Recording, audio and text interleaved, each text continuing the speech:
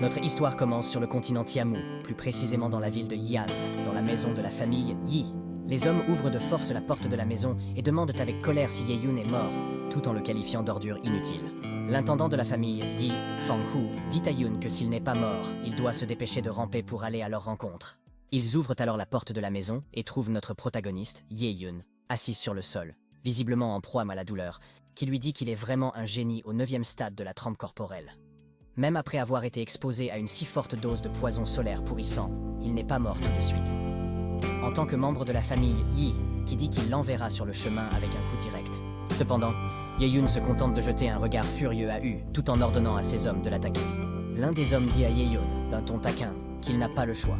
Ensuite, cet homme lance sa lame pour tuer Ye-Yun, en lui disant de ne pas lui reprocher d'être sans cœur.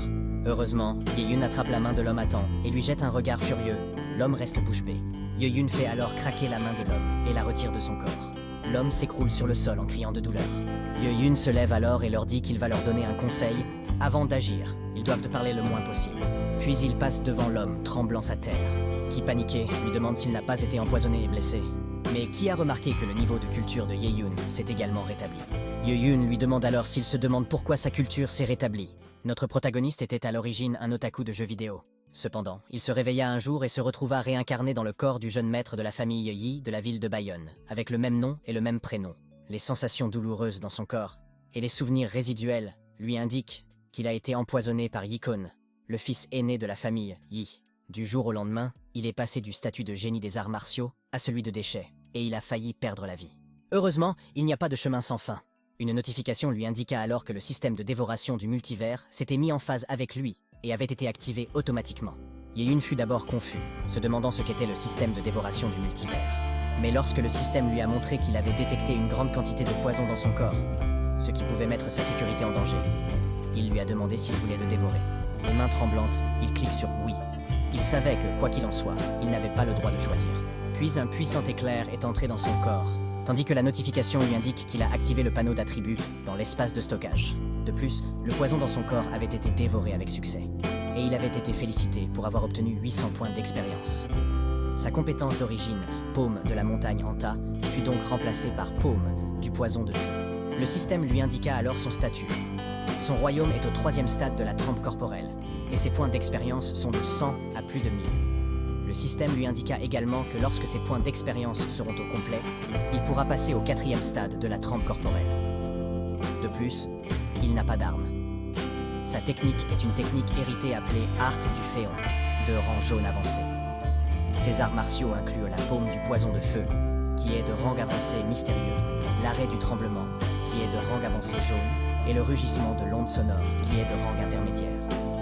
Ye-Yun n'arrivait pas à croire qu'après avoir dévoré la toxine, sa compétence originale de paume de la montagne Pile avait évolué de façon inattendue en une paume de poison de feu de niveau supérieur, qui demande avec colère à Ye-Yun s'il est muet, exigeant de savoir qui l'a aidé à retrouver sa culture. Ye-Yun lui sourit d'un air taquin et lui répond que les cieux eux-mêmes ne peuvent tolérer une telle racaille. Ils lui ont donc accordé une capacité extrêmement puissante, le doigt d'or super épais. En entendant cela, Ki demande avec crainte ce que Ye-Yun veut faire ensuite. Ye-Yun sait que son corps vient de récupérer et que sa force physique est faible, il doit donc agir rapidement. Une notification du système apparaît alors, indiquant qu'il a détecté sa force actuelle et qu'il lui offre un paquet cadeau pour les nouveaux arrivants. Il lui demande s'il souhaite l'ouvrir immédiatement. Ye-Yun crie au système, lui demandant ce qu'il attend et lui ordonne d'ouvrir le cadeau. Le système le félicite d'avoir obtenu une vitesse d'attaque multipliée par 1 million. Il explique qu'il s'agit d'une capacité divine extrêmement puissante, qui ne peut être évaluée à son niveau de culture actuel. Au fur et à mesure que sa culture s'améliore, il peut débloquer des vitesses d'attaque encore plus élevées. Le système indique que sa capacité divine est inconnue, ce qui fait dire à Ye-Yun que c'est intéressant.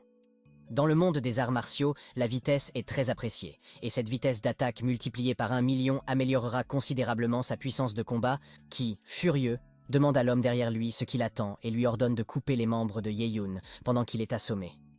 L'homme accuse réception de l'ordre, mais avant qu'il ne puisse agir, Ye-Yun apparaît devant lui à une vitesse incroyable. Il saisit son épaule et active sa triple vitesse d'attaque, la paume de feu et de poison. Une puissante rafale de feu jaillit, projetant Wu contre un mur. Blessé gravement, il s'écroule sur le sol. Ye-Yun s'approche de lui, remarquant que la capacité fonctionne plutôt bien pour une première utilisation et que l'augmentation de la vitesse semble également stimuler sa puissance explosive. Qui, tremblant de douleur, demande quel genre de pouvoir Ye-Yun possède.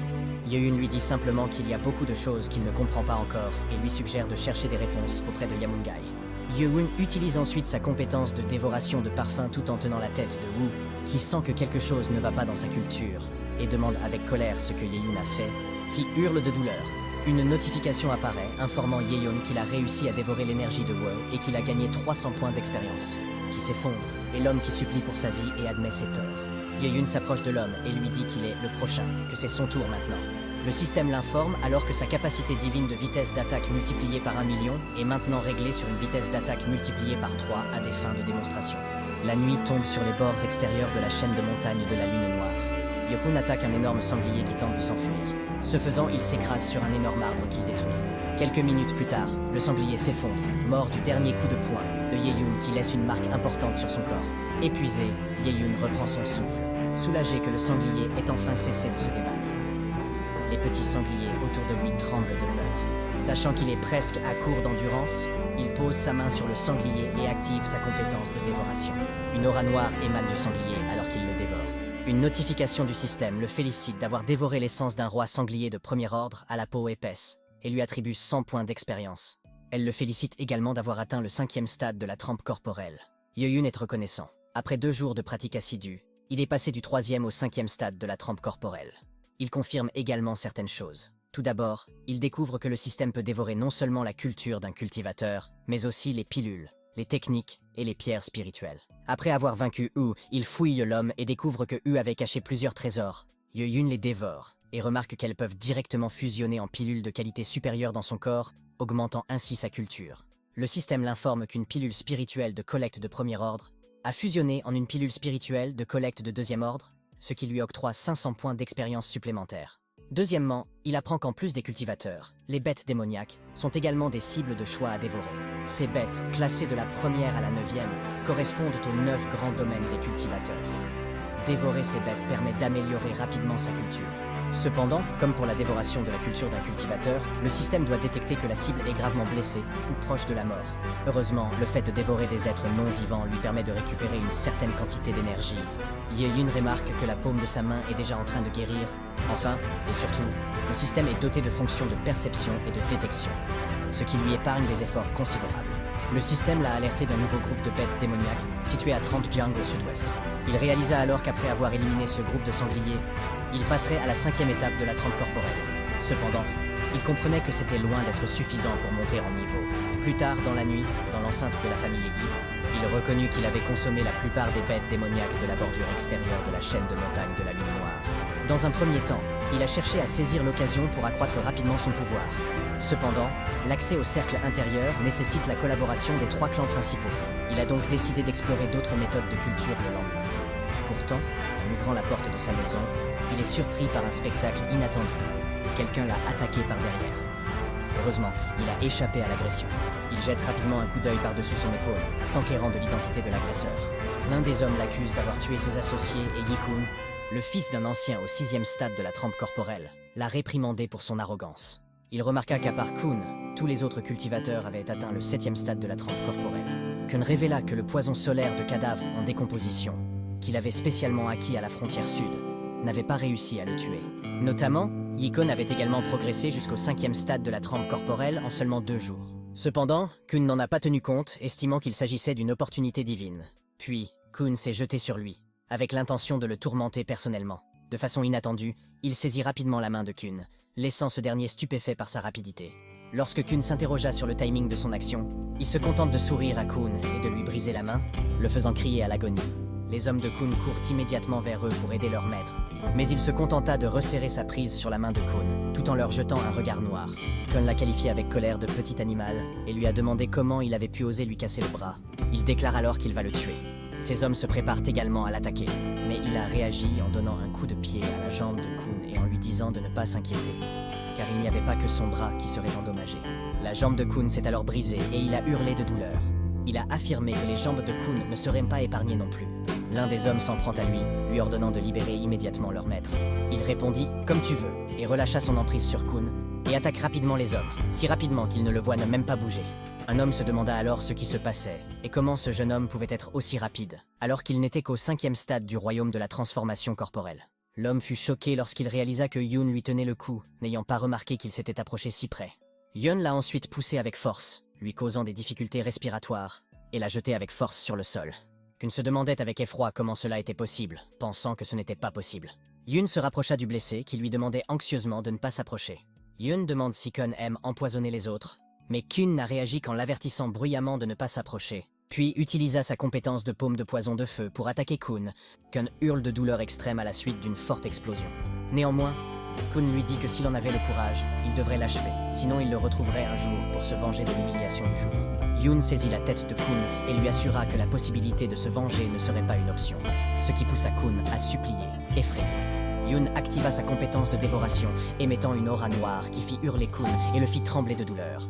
Une notification apparaît, signalant que l'ennemi a été identifié comme gravement blessé et que sa dévoration est terminée. Il fut ensuite félicité pour avoir acquis 15 000 points et atteint le 6e stade du royaume de la transformation corporelle. Kun sentit son niveau de culture diminuer et demanda à savoir ce que Yoon lui avait fait. Yoon retira sa main tout en demandant à Kun s'il n'était pas capable de gérer la situation. Il informe Kun qu'il s'agit d'une vengeance, d'un retour décuplé pour ce qu'il lui a fait plus tôt. Il a ensuite demandé à Kun de ramper hors de son territoire comme un chien, en posant la question à Kun pour voir s'il comprenait. Du point de vue de Kun, Yoon n'était rien de moins qu'un démon. Un instant plus tard, dans la résidence de la famille Yagi à Bayonne City, plus précisément dans le manoir du patriarche, homme giste mort sur le sol. L'un d'entre eux a tenté d'envoyer un message rapide pour rappeler le grand patriarche à la maison. Il était physiquement épuisé d'avoir tué un grand nombre de personnes, mais émotionnellement, il était heureux. Non seulement il avait acquis beaucoup d'expérience en matière de culture au cours de ce voyage, mais il avait également découvert la clé de la chambre au trésor privé du grand patriarche. Cependant, il était parfaitement conscient d'avoir endommagé le danshin de Yi Kun, et lorsque le père de Kun, Yi Chang, reviendrait, il ne laisserait pas cette transgression impunie. Yi Chang, le père de Yi Kun, est également le grand patriarche de la famille Yi. Il est un maître au 2e stade du royaume du Sankai. Cependant, il n'est actuellement qu'au 6e stade de la trempe corporelle. Par conséquent, même en triplant sa vitesse d'attaque, vaincre Yi Chang resterait un défi de taille. Par conséquent, il a reconnu l'urgence d'élever son propre niveau de culture le plus rapidement possible. Son système l'a alerté qu'un trésor important se trouvait à 5 mètres au sud-est. Suivre la direction. Il s'est approché d'un mur et a utilisé la clé qu'il avait trouvée dans la résidence du patriarche. Ce faisant, le mur se soulève lentement, révélant une porte cachée. En entrant dans la pièce, ses yeux rencontrent un trésor de pièces d'or, livres, antiquités, bijoux et divers autres objets. Il activa immédiatement sa compétence de dévoration et déclara fièrement à Chang que tous les trésors qu'il avait laborieusement accumulés au fil des ans étaient désormais en sa possession. Le système le récompensa de 2000 points d'expérience pour avoir réussi à dévorer l'herbe d'essence de Kyonwoo, 25 0 points supplémentaires pour l'ingestion de pilules élémentaires intérieures de 5 secondes, et il a également acquis la technique de l'épée à lueur spirituelle, qui était d'un rang mystérieux avancé. Ces notifications ont continué à apparaître l'une après l'autre, jusqu'à ce qu'il ait dévoré tous les objets de la pièce. En fin de compte, le système l'a félicité d'avoir atteint le 9e stade de la trempe corporelle.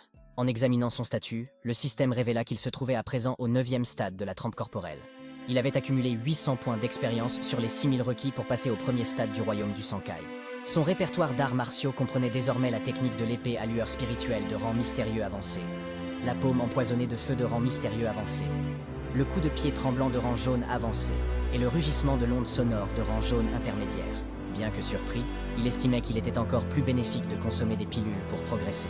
Il fut alors stupéfait lorsqu'une notification apparut, annonçant qu'il avait découvert une arme spirituelle de 3e niveau, l'épée d'exécution spirituelle. Il n'avait pas prévu que Chang possède une arme aussi puissante.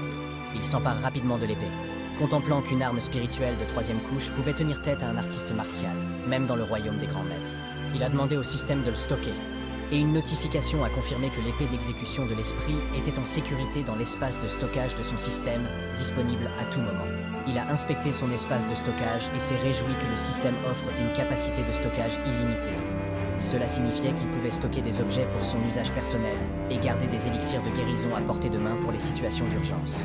Avec un rire taquin, il se dit que Chang n'aurait jamais imaginé que sa propre arme serait utilisée pour le tuer. Le lendemain matin, alors qu'il se promenait près de la rivière, il reconnut qu'il était temps de rentrer chez lui. Il avait dévoré toutes les ressources des environs. C'est à ce moment-là que Wumo, le majordome de la famille Yi, le repère et l'aborde. Uma se demanda pourquoi il était là et ne se reposait pas dans sa chambre. Ignorant la question, il apprit de Wumo que le maître de la famille était revenu et le recherchait activement.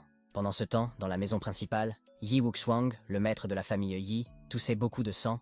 Un domestique a exprimé sa profonde inquiétude, suggérant qu'en raison de la gravité de ses blessures, il devrait privilégier le repos. Yi Wuxiang, cependant, refuse d'écouter ce conseil. Il était résolu à ne pas se reposer, tant qu'il n'aurait pas vu son fils, Yang. À ce moment précis, Yang fit irruption dans la pièce, appelant d'urgence son père avec une inquiétude évidente. Wuxiang est heureux d'apprendre qu'il est là, mais il est choqué par l'état de son père. Il demanda à Wu ce qui se passait, et pourquoi son père était si gravement blessé. Wu répondit qu'après avoir été empoisonné, Wuxiang s'était donné beaucoup de mal pour lui trouver un antidote. Cependant, Wuxiang a été gravement blessé à ce moment-là parce qu'il est entré dans le dangereux marais brumeux pour vaincre les bêtes démoniaques. Wuxiang dit à Wu de cesser d'en parler et leur ordonne de se dépêcher d'apporter le mystérieux élixir. Wuxiang lui montra le mystérieux élixir et lui dit de le prendre rapidement car il devrait pouvoir éliminer 30% du poison après l'avoir pris. Il le regarda, sachant qu'il s'agissait d'un élixir de seconde couche, dont l'effet permettait d'éliminer le poison et d'élever le niveau de culture. Wuxiang lui dit qu'il trouverait un moyen d'éliminer le reste du poison. Il se demanda si son père avait vraiment risqué sa vie pour ce mystérieux élixir qui n'éliminait que 30% de son poison. Wuxiang se retourna en toussant du sang et lui dit de ne pas s'étourdir et de le prendre immédiatement. Il se rend compte que le dévouement de son père à l'égard du propriétaire d'origine était inébranlable. Il posa ensuite sa main sur la poitrine de Wuxiang, ce qui rendit Wuxiang choqué et confus lorsqu'il demanda pourquoi son niveau de culture avait augmenté. Il se demanda si Yang l'aidait à soigner ses blessures. Après cela, il dit à Wuxiang qu'il avait été éclairé par un maître et que le poison dans son corps avait été éliminé. Il avait également retrouvé sa culture et était déjà au 9e stade de la trempe corporelle, donc Wuxiang ne devait plus s'inquiéter pour lui. Il mentionna qu'il avait beaucoup d'élixirs de guérison avec lui, puis en donna quelques-uns à son père en lui expliquant qu'il se rétablirait après les avoir pris. Wuxiang s'en rendit compte et lui demanda, choqué, si ce maître lui avait également donné ses élixirs. Il leur a répondu non et leur a dit qu'il avait mis à sac le trésor de Cheng, les laissant figés de stupeur. Il a également mentionné que ce n'était pas seulement cela. Il avait détruit le danshin de Kun, le rendant incapable de cultiver à partir de maintenant. Cette nouvelle les choqua avec horreur. Et ils lui demandèrent s'il avait vraiment saccagé le trésor du grand patriarche et détruit le danshin de Kun. En silence, ils pensèrent qu'ils s'étaient battus avec la famille du grand patriarche sans réfléchir aux conséquences, et que leur maître serait en colère. Mais Wuxiang se mit à rire bruyamment, les laissant perplexes. Wuxiang a fait l'éloge de Yang, disant qu'il avait bien travaillé et qu'il ne s'attendait pas à ce que son fils fasse quelque chose d'aussi impressionnant pendant son absence. Il a ajouté qu'il s'y attendait parce que Yang était son fils. Wu et le garçon de salle tremblent de peur. Ils dirent à Wuxiang que ce n'était pas le moment de faire l'éloge de Yang, mais Wuxiang leur a dit qu'il avait fait du fils de Chang un infirme et que Chang ne l'épargnerait pas. Il mentionna également que, bien qu'étant le chef de la famille Yi, il avait été ostracisé par Chang au fil des ans parce que sa culture stagnait au premier stade du royaume du Sankai. 5 des 8 patriarches avaient décidé de se ranger du côté de Chang. Et ils pourraient vouloir le renverser à la tête de la famille Yi. Il lui a conseillé d'être prudent à l'avenir, car il pourrait être assassiné par ces hommes perfides. Il a assuré à son père de ne pas s'inquiéter, car s'ils osaient venir, il s'assurerait qu'ils entrent en vie, mais qu'ils ne peuvent pas repartir en vie. Soudain, quelqu'un a ouvert le portail d'un coup de pied et a crié aux personnes à l'intérieur d'écouter. Wuxiang demande avec colère qui est là. L'homme lui a demandé s'il était maître Yi, et leur a dit que le grand patriarche avait ordonné à tout le clan de se rendre immédiatement dans la salle du conseil, sans tolérer aucun retard. Wuxiang se contente de fixer les hommes du regard. Pendant ce temps, dans la salle du conseil, un homme rapporte à Chang que Yang a non seulement battu leurs hommes, mais qu'il a aussi torturé leur jeune maître, Kun, et qu'il a mis à sac leur trésor. Chang est furieux, et l'homme le supplie en tremblant de venger leur jeune maître, Kun. Chang hurla avec colère qu'il allait briser Yi Yang en morceaux, sous le regard des autres personnes présentes dans la pièce. Yiming, le second patriarche de la famille Yi, demanda avec colère comment Yang osait porter la main sur les membres de son clan, criant que Yang était vraiment audacieux et pire qu'un bâtard. Soudain, quelqu'un fait irruption par la porte de la salle du conseil, et Ming a demandé avec colère qui était là et comment ils osaient semer le trouble. Ils furent choqués de voir que les personnes qu'ils avaient envoyées chez le maître Yi étaient mortes, et Yang leur dit que c'était eux qui avaient attaqué les membres de son clan en premier. Chang lui dit avec colère qu'il ne s'est même pas incliné lorsqu'il a rencontré un patriarche et qu'il devient indiscipliné. Yang répond que c'est Chang qui ne respecte pas les règles et qu'il les lui rappelle. Chang a demandé avec colère quelles étaient les qualifications de Yang et s'il méritait de prendre la place de son père, ce qui n'a fait qu'attiser la colère de Chang. Il a tout de même demandé à Chang, sur un ton taquin, s'il était sans voix, car il n'avait pas tort. C'est alors qu'est arrivée une personne accompagnée d'un grand nombre de personnes, et Wuxiang a dit à Yang qu'il était en retard. Il dit à son père qu'il n'est pas en retard car le spectacle est sur le point de commencer. Wuxiang a ensuite demandé à Chang ce qu'il entendait par ses actions d'aujourd'hui et s'il essayait de se rebeller en se montrant aussi ouvertement partisan. Mais Chang s'est contenté de rire de Wuxiang et de lui dire que ses qualifications étaient médiocres. Il lui a demandé s'il pensait pouvoir être le chef de famille s'il n'avait pas un bon bagage. Ensuite, Chang a montré son pouvoir en leur disant qu'il pense que la position de chef de famille devrait être occupée par quelqu'un qui en est capable et demande l'avis des personnes qui l'entourent. Ming répondit que le grand patriarche avait raison, et les deux autres patriarches répondirent avec crainte que le poste devait être occupé par quelqu'un de compétent et qu'ils étaient prêts à servir le grand patriarche. Wuxuang leur a demandé pourquoi ils étaient d'accord. Mais les patriarches se taisaient, effrayés, tout en s'excusant auprès de leur maître dans leur tête, car la vie de leur femme et de leur fils était entre les mains de Chang. Chang dit alors à Wuxuang que s'il tue son fils gênant maintenant, il aura pitié de lui et lui épargnera la vie. Mais Yang a simplement demandé à Chang d'un ton taquin s'il voulait être le chef de famille. Puis il apparaît rapidement derrière Chang en lui disant qu'il va voir ce que le grand patriarche peut faire. Chang s'est immédiatement retourné et lui a dit qu'il n'était pas à sa place. Mais il se contenta d'utiliser sa paume de feu et de poison pour l'attaquer. Et Chang utilisa sa paume de vent sombre pour riposter. Leurs paumes se rencontrèrent, laissant les patriarches et les gens autour d'eux se demander comment Yang avait pu faire match nul contre le grand patriarche, qui est au 2e stade du royaume du Sankai. Chang l'a traité de sale gosse, et Yang a demandé à Chang de manière taquine s'il pouvait tenir le coup parce qu'il lui réservait de nombreuses surprises. Il invoque alors son épée et la saisit. Chang qui fut choqué car il reconnut qu'il s'agissait de sa propre épée. Il donna un coup d'épée à son propriétaire en utilisant sa triple vitesse d'attaque, ce qui laissa Chang en état de choc. Lorsqu'il retira l'épée, Chang cracha du sang et tomba au sol, exsangue, choquant les gens qui crièrent que Yang avait tué le grand patriarche. Puis il demande à Chang ce qu'il ressent lorsqu'il meurt de sa propre épée. Quelqu'un est alors apparu derrière lui pour l'attaquer. Il fut choqué de sentir quelqu'un derrière lui, et l'homme attaqua, brisant le sol au passage. Heureusement, il a réussi à l'éviter. L'homme lui expliqua que non seulement il avait ruiné le gendre préféré de la famille Yi-Kun, mais qu'en plus, il avait tué Chang par imprudence. Il a demandé à Yang s'il ignorait complètement leur famille Yi. Wuxuang lui a demandé avec méfiance s'il allait bien, et il a répondu par l'affirmative. Il sait que la famille Yang est l'une des 4 grandes familles occupant une position puissante dans le pays du roi Yang. Il se souvient qu'il n'y a pas si longtemps, Kun voulait se marier avec la famille Yang. Alors, la famille Yang a non seulement voulu que la famille Yi rejoigne sa famille, mais elle a aussi demandé à toute la famille Yi de se débarrasser de leur nom de famille d'origine, devenant ainsi une famille subsidiaire de la famille Yang. Il fut déçu de s'en souvenir, mais il comprit qu'il n'était pas étonnant que le vieil homme Cheng soit si arrogant. Il demanda si Cheng n'essayait pas de flatter la famille Yang. Il lui dit alors que sa famille Yi n'est pas une famille prestigieuse, mais qu'elle ne ferait pas une chose aussi minable. L'homme l'a traité avec colère de sale gosse arrogant, et lui a dit que s'il se coupait la gorge maintenant pour s'excuser, il pourrait laisser son père, Wuxuang, mourir en paix. Mais quelqu'un est apparu et a dit à l'homme de ne pas raconter de conneries à Yang et de le laisser s'attaquer d'abord à ce morveux. Ensuite, il décapitera son père avant de retourner rapporter la situation au chef de famille. L'homme invoque alors son épée et saute pour attaquer Yang, tout en lui disant de se préparer à mourir. Mais Yang a juste attrapé l'épée de l'homme en utilisant ses 2 doigts pour arrêter l'attaque de l'homme. L'homme est choqué et se rend compte qu'il est incapable de bouger. Il lui dit qu'il semblait que le 3e stade du royaume de Sankai n'était pas si puissant. Yang a ensuite tailladé le visage de l'homme et l'a de nouveau tailladé dans l'autre sens, ce qui a fait crier l'homme de douleur. L'homme a appelé son frère avec inquiétude et le patriarche a été choqué, demandant comment cela était possible. Mang lui demande s'il est fou et comment il a pu tuer le grand patriarche et l'émissaire de la famille Yang. Mais il leur dit simplement qu'il leur rend exactement ce qu'ils ont essayé de lui faire. Et si quelqu'un veut le tuer, il le tuera à son tour. Il leur montra ensuite sa technique d'épée lumineuse qui libérait un essaim d'épée dans les airs. Les patriarches ouvrent la bouche sous le choc. Il leur a dit qu'il allait leur donner 2 choix. Il pouvait soit obéir à son père et lui prêter allégeance, ou il les mettra en pièces. Puis il appela l'homme et lui dit que son frère était si loyal envers Maître Yang qu'il ne devait pas vouloir se rendre. L'homme lui lance un regard noir et lui oppose un non catégorique. Il claque alors des doigts, comprenant le regard de l'homme, et attaque de l'homme avec une nuée d'épée. L'homme se protégea à temps, mais il s'aperçut qu'il s'agissait d'une explosion de l'énergie de l'épée et qu'il ne pourrait pas résister plus longtemps. À la fin, l'homme a été transpercé par les 1000 épées, et il a dit à l'homme, d'un ton taquin, qu'il avait choisi la bonne voie pour lui. L'homme s'est ensuite effondré, mort, à côté du cadavre de son frère. Puis il activa sa compétence de dévoration, et la notification montra qu'il avait réussi à absorber chaque parcelle de culture, gagnant ainsi 60 000 points d'expérience. Félicitations.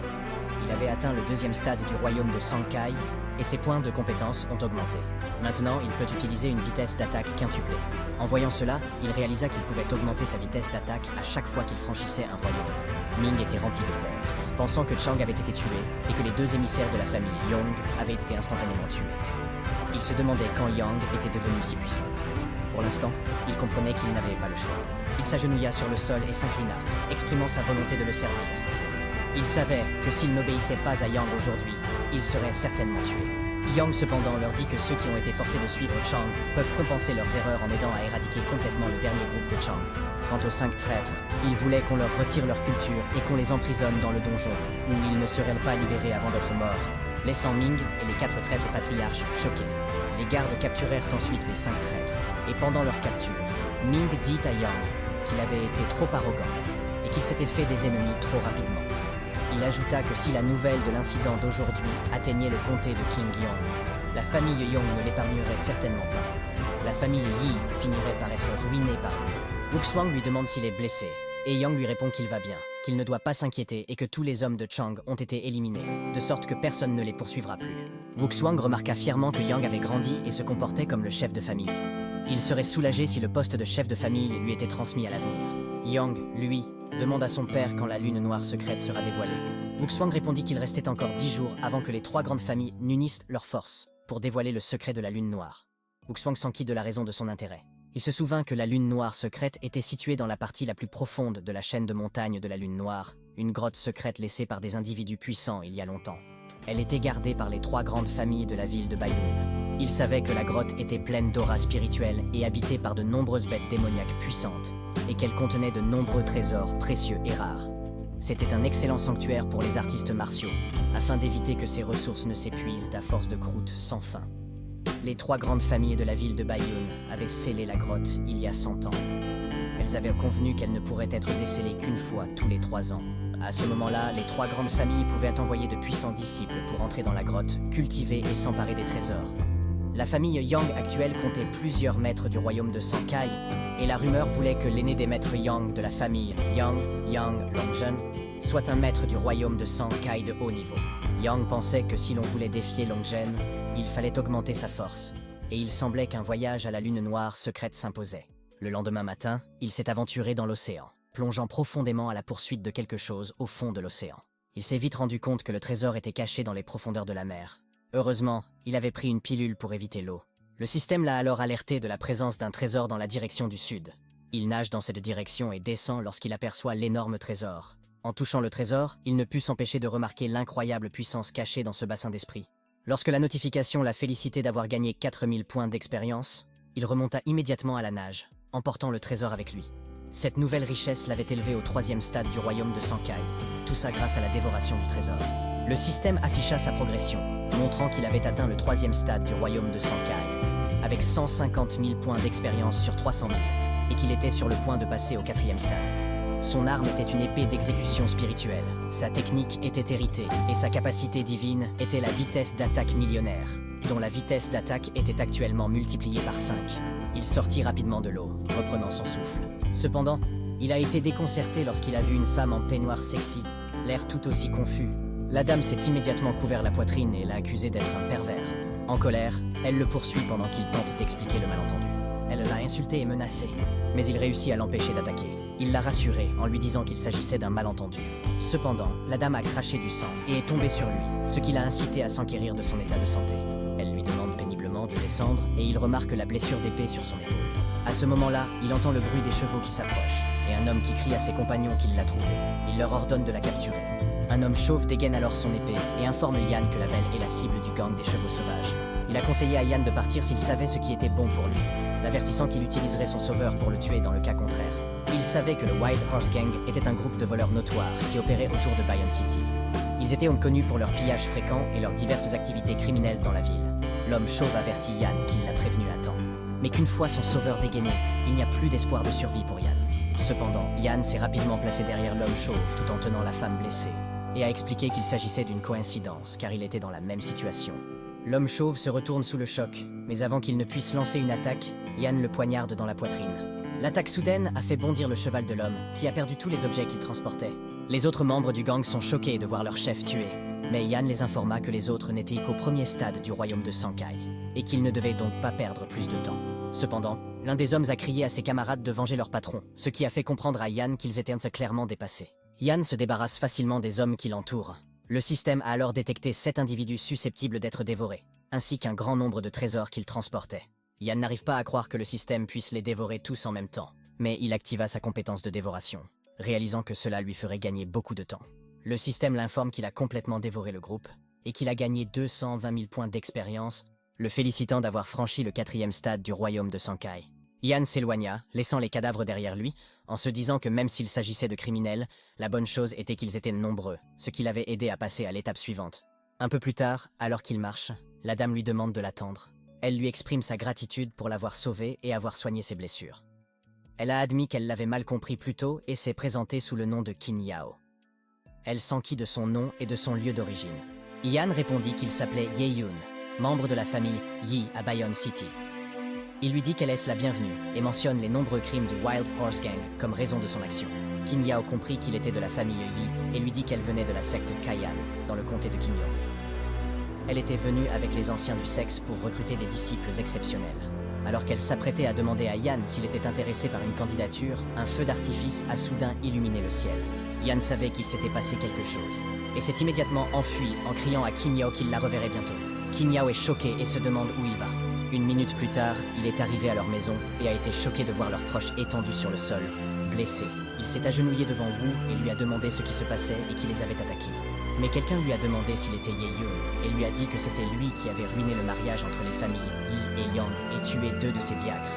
Le chef de l'intendance de la famille Yang, Yang Qingmu, 6e niveau du royaume de Sankai, lui a dit qu'il était plutôt audacieux pour un perdant qui avait perdu sa culture. Wuxuang, qui était blessé, lui a alors dit de s'enfuir. Mais il a juste demandé à Qingmu s'il parlait de lui, et dit à Qingmu qu'il pourrait tout aussi bien prier pour lui-même, afin qu'il ne connaisse pas une mort douloureuse plus tard. Il les a ensuite attaqués en utilisant ses compétences, ce qui a choqué les hommes de Qingmu en raison de sa rapidité. L'un des hommes près de Wuxuang a reçu un coup dans l'estomac et s'est demandé ce que c'était.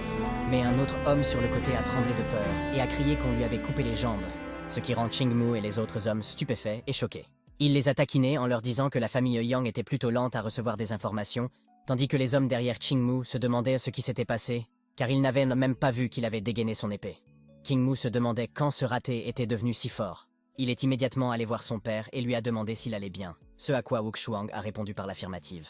Alors qu'il vérifiait la blessure de son père, Qingmu pensa que même s'il n'était qu'au 4e niveau du royaume de Sankai, ses compétences en arts martiaux étaient incroyables, et son talent rivalisait avec celui des génies de la famille Yang. Qingmu l'appela donc « bâtard », tout en disant qu'il était en fait plutôt bon. Mais peu importe que cette marionnette Chang meure, car si elle peut remplacer Kun et rejoindre la famille Yang, il peut envisager d'épargner la vie de la famille Yi. Il a demandé à Qingmu d'un ton taquin s'il allait vraiment épargner leur vie, et s'il méritait de dire de telles choses, ce qui fait que Qingmu lui dit avec colère de ne pas être arrogant, et qu'il aimerait voir ce qu'il peut vraiment faire aujourd'hui. Qingmu s'élança alors vers lui, utilisant sa technique d'épée Qinggong pour l'attaquer. Mais il se contenta de crier à Qingmu de venir à lui et d'utiliser sa technique d'épée d'exécution spirituelle pour riposter. Soudain, quelqu'un surgit de nulle part et se place au milieu d'eux, leur demandant d'attendre une minute. Le vieil homme leur dit de l'écouter, ce qui pousse Qingmu à lui demander avec irritation qui il est. Mais Qingmu a remarqué qu'il s'agissait de l'aîné Q et lui a demandé respectueusement ce qu'il faisait là. Les autres hommes furent également choqués de voir l'aîné Q Kangyuan de l'insecte Kaeyu, un maître de la première étape du royaume de Grand Maître. Ils savaient tous que l'insecte Kaeyu était une secte prestigieuse et qu'il y avait de nombreux autres rois martiaux de haut niveau dans la secte. Q a répondu qu'il était venu pour rendre service à Monsieur Yang et en dehors de son intérêt personnel. Il se demanda si Yang était intéressé par l'idée de rejoindre l'insecte Kaeyu. Cela choqua Qingmu, car il avait entendu dire que l'insecte Kaeyu n'acceptait des disciples qu'une fois tous les 100 ans, et que le seuil pour rejoindre la secte était extrêmement dur. Il savait que les anciens ne viendraient pas facilement recruter des disciples, et qu'il s'agissait d'une opportunité précieuse que personne ne refuserait. Cependant, Yang s'est excusé auprès de Q parce qu'il n'était pas intéressé et lui a dit qu'il avait toujours aimé discipliner les gens et les chiens tout en pointant son épée vers Qingmu. Qingmu l'attaque avec colère, le traite de brute à grande gueule et lui dit qu'il ne cherche qu'à mourir. Mais Q repousse l'épée de Qingmu et lui demande s'il ne semble pas comprendre ce qu'il vient de dire, ou s'il voulait être un ennemi de l'insecte Kaeyu. Qingmu répondit immédiatement que non, tout en se demandant s'il s'agissait de l'aura d'un maître du royaume de grand maître, tant il la sentait puissante. Qingmu remit alors son épée dans son fourreau et dit à Yang qu'il devait oublier ce jour. Il l'a prévenu que s'il mettait un jour les pieds dans le comté de Qingyong, il aurait sa tête. Qingmu dit alors à ses hommes de partir, mais Yang a demandé à Qingmu s'il leur avait dit de partir. Puis il disparaît rapidement, et apparut derrière Qingmu pour l'attaquer à l'aide de sa compétence de vitesse d'attaque quintuple, tout en lui disant qu'il devait laisser derrière lui la main qui avait blessé son père.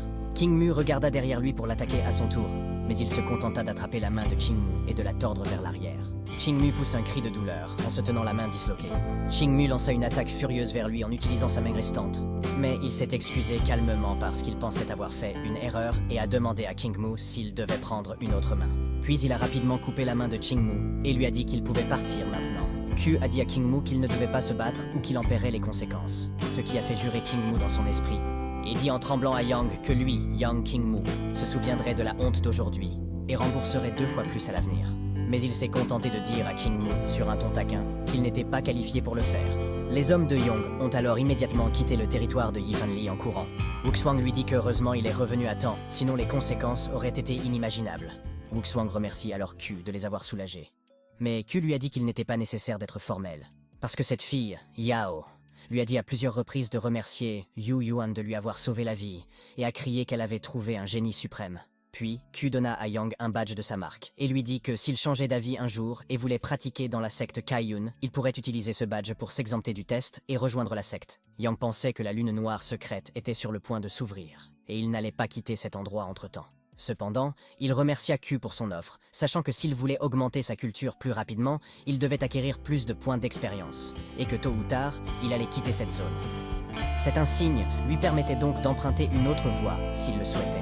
Q lui dit qu'il n'a plus rien à faire là et disparaît rapidement, laissant derrière elle une épaisse fumée. Mais l'un des hommes leur a alors rapporté que, bien qu'il n'y ait pas eu de mort parmi les membres du clan lors de cet incident, ceux qui voulaient participer à la lune noire secrète auparavant avaient été gravement blessés. Il craignait donc qu'il ne puisse pas participer à la lune noire secrète dans 7 jours. Il dit à son père de ne pas s'inquiéter car il y a là des trésors utiles. Il en a ensuite libéré un grand nombre, ce qui a choqué son père qui lui a demandé s'il s'agissait d'élixirs de guérison de premier ordre. Wuxuang lui a également demandé où il les avait obtenus, et il a répondu qu'il les avait eus par hasard. Mais la vérité est qu'il avait collecté certains élixirs de guérison de ses voleurs et les avait stockés dans le système pour les sauvegarder. C'était le moment idéal pour les utiliser. Il a ensuite expliqué à son peuple que ces élixirs les aidaient non seulement à se remettre rapidement de leurs blessures, mais aussi à franchir les frontières du royaume. Et ceux qui en sont capables pourront explorer la lune noire secrète avec lui dans 7 jours et de faire en sorte que les gens l'applaudissent et soient d'accord avec lui. 7 jours plus tard, dans la chaîne de montagnes de la lune noire, il arrive, avec son père et son peuple, à l'entrée de la lune noire secrète. Il regarde l'entrée avec enthousiasme, mais quelqu'un a dit à Wuxuang que cela faisait longtemps qu'il ne l'avait pas vu, ce qui l'a rendu confus. Lorsqu'ils se retournèrent, ils virent Zhu Yunlian, le 6e stade du royaume de Sankai, avec Zhu Qing, le jeune maître de la famille Zhu, qui leur demandait pourquoi le grand patriarche Chang n'était pas là, car il se souvenait que les années passées, Chang était celui qui dirigeait le clan. Wuxuang a répondu qu'il était gêné de leur dire que Chang, l'ordure, avait été retiré de leur famille.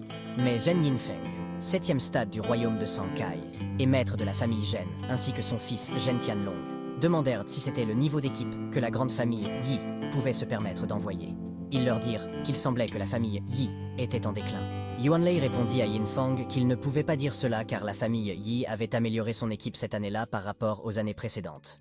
Et il supposait qu'elle n'avait plus besoin de leur attention particulière cette année-là. Puis, il leur rappela qu'après tout, la famille Yi avait été attaquée par des bêtes spirituelles après être entrée dans la lune noire secrète, et que s'ils n'avaient pas été sauvés par leur peuple, ils seraient morts à l'intérieur. Yuan a répondu à Yuanlei qu'il se trompait sur ce point, car des soins particuliers étaient encore nécessaires, mais ce sont eux qui leur apporteront un soin particulier cette année-là. Les deux familles, choquées, remarquèrent que tous les participants Yi étaient au 3e stade du royaume de Sankai, et demandèrent si l'un d'entre eux avait atteint le 4e stade du royaume de Sankai. Yinfeng se demandait comment les membres de la famille Yi avaient pu franchir le royaume en quelques jours seulement, et Yuanlei se demandait ce qui se passait. Il leur demanda pourquoi les deux maîtres étaient si surpris, et quand ils allaient dévoiler le secret de la lune noire, Yinfeng leur dit qu'ils verront qui est le plus fort lorsqu'ils entreront dans la lune noire secrète, tout en pensant que même s'ils ne savaient pas pourquoi la famille Yi était devenue si forte, elle n'était pas encore à la hauteur de la famille Zheng. Mais Yuan a simplement dit à Yinfeng, d'un ton taquin, qu'il devrait attendre et voir. Les 3 maîtres commencèrent alors à ouvrir la lune noire secrète, et ensemble, ouvrir le sceau de l'entrée. Une puissante lumière sort de l'entrée secrète de la lune noire, et Qixing avec les membres de la famille Zhu ont immédiatement couru pour entrer dans la lune noire secrète. Mais Tianlong et les membres de la famille Zheng ont immédiatement couru après les membres de la famille Zhu, en criant qu'ils ne les laisseraient pas prendre de l'avance.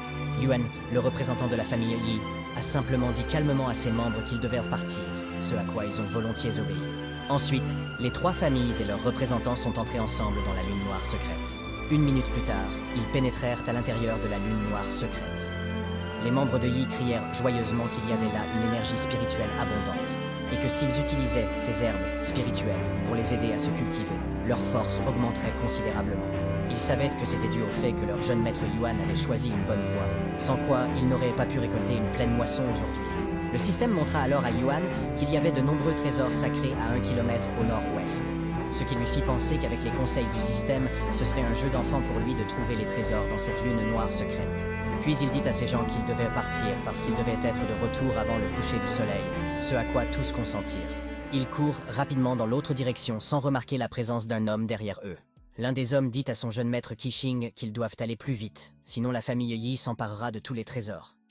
Mais Qixing s'est contenté de dire aux siens que la famille Yi n'était qu'une bande d'idiots qui couraient vite, et que ses boucs émissaires pourraient lui ouvrir la voie à l'avant. Ainsi, s'il y avait un danger à l'avant, il devrait y faire face. Quant aux trésors, s'il les tuait tous à la dernière minute, ils lui appartiendraient tous. Un de ces hommes lui a dit que s'il tuait Yi Yuan sur place, la famille Yi ne les épargnerait pas. Mais Qixing se contenta de rire bruyamment et demanda aux siens comment la famille Yi avait pu prouver qu'elle l'avait fait, alors que ce territoire secret était plein de crises et de bêtes. Les membres du Zhu s'inclinent devant Qixing et lui disent qu'il est sage. Puis il dit à son peuple qu'à cette époque, tant qu'ils diront que c'est une bête qui a fait le coup, personne ne saura qu'ils ont tué Yi Yuan. Mais soudain, Yuan apparut derrière lui et approcha l'épée de son cou tout en lui demandant s'il voulait dire cela. Les hommes de Zhu lui ordonnent de libérer immédiatement leur jeune maître. Et Qixing a dit à son peuple de se rassurer car il était le jeune maître de la famille Zhu. Il a donc parié que Yuan ne serait pas aussi audacieux et qu'il n'oserait certainement pas. Mais Yuan a légèrement entaillé le cou de Qixing, ce qui a choqué les membres de Zhu, qui se sont mis à le tuer. Il a simplement brandi son épée vers eux et leur a dit qu'ils n'étaient qu'une bande de faibles. Les membres de Zhu et Qixing s'envolent. Qixing lui a demandé avec colère comment il avait osé. Mais il lui a répondu pourquoi il n'avait pas osé, et lui a dit que non seulement il avait osé lui faire du mal, mais qu'en plus il avait osé lui faire du mal. Mais il allait le tuer. Qixing tente de se relever tout en lui disant que s'il ose le tuer aujourd'hui, son père ne l'épargnera jamais et que, le moment venu, il voudra que toute la famille Yi soit enterrée avec lui. Yuan lui répond qu'il a raison, mais il demande à Qixing comment la famille Zhu a pu prouver qu'il l'avait tué, ce qui met Qixing en colère. Mais il a aussi dit à Qixing qu'à son avis, le territoire secret était plein de crises et de bêtes. Ainsi, à l'époque, tant que l'on disait que c'était une bête qui avait fait le coup, personne ne savait qu'on l'avait tué. Qixing s'est immédiatement enfui, pensant que Yuan était fou et qu'il devait s'échapper rapidement. Mais Yuan saisit facilement la tête de Qixing et lui dit de ne pas se précipiter. Puis il utilisa sa compétence de dévoration pour dévorer la culture de Qixing, tout en lui disant qu'il ne lui avait pas encore donné de soins particuliers. Un instant plus tard, à l'intérieur de la lune noire secrète, l'un des membres de Yi a coupé la tête du loup et a dit que c'était le dernier, tandis que les autres ramassèrent rapidement le butin.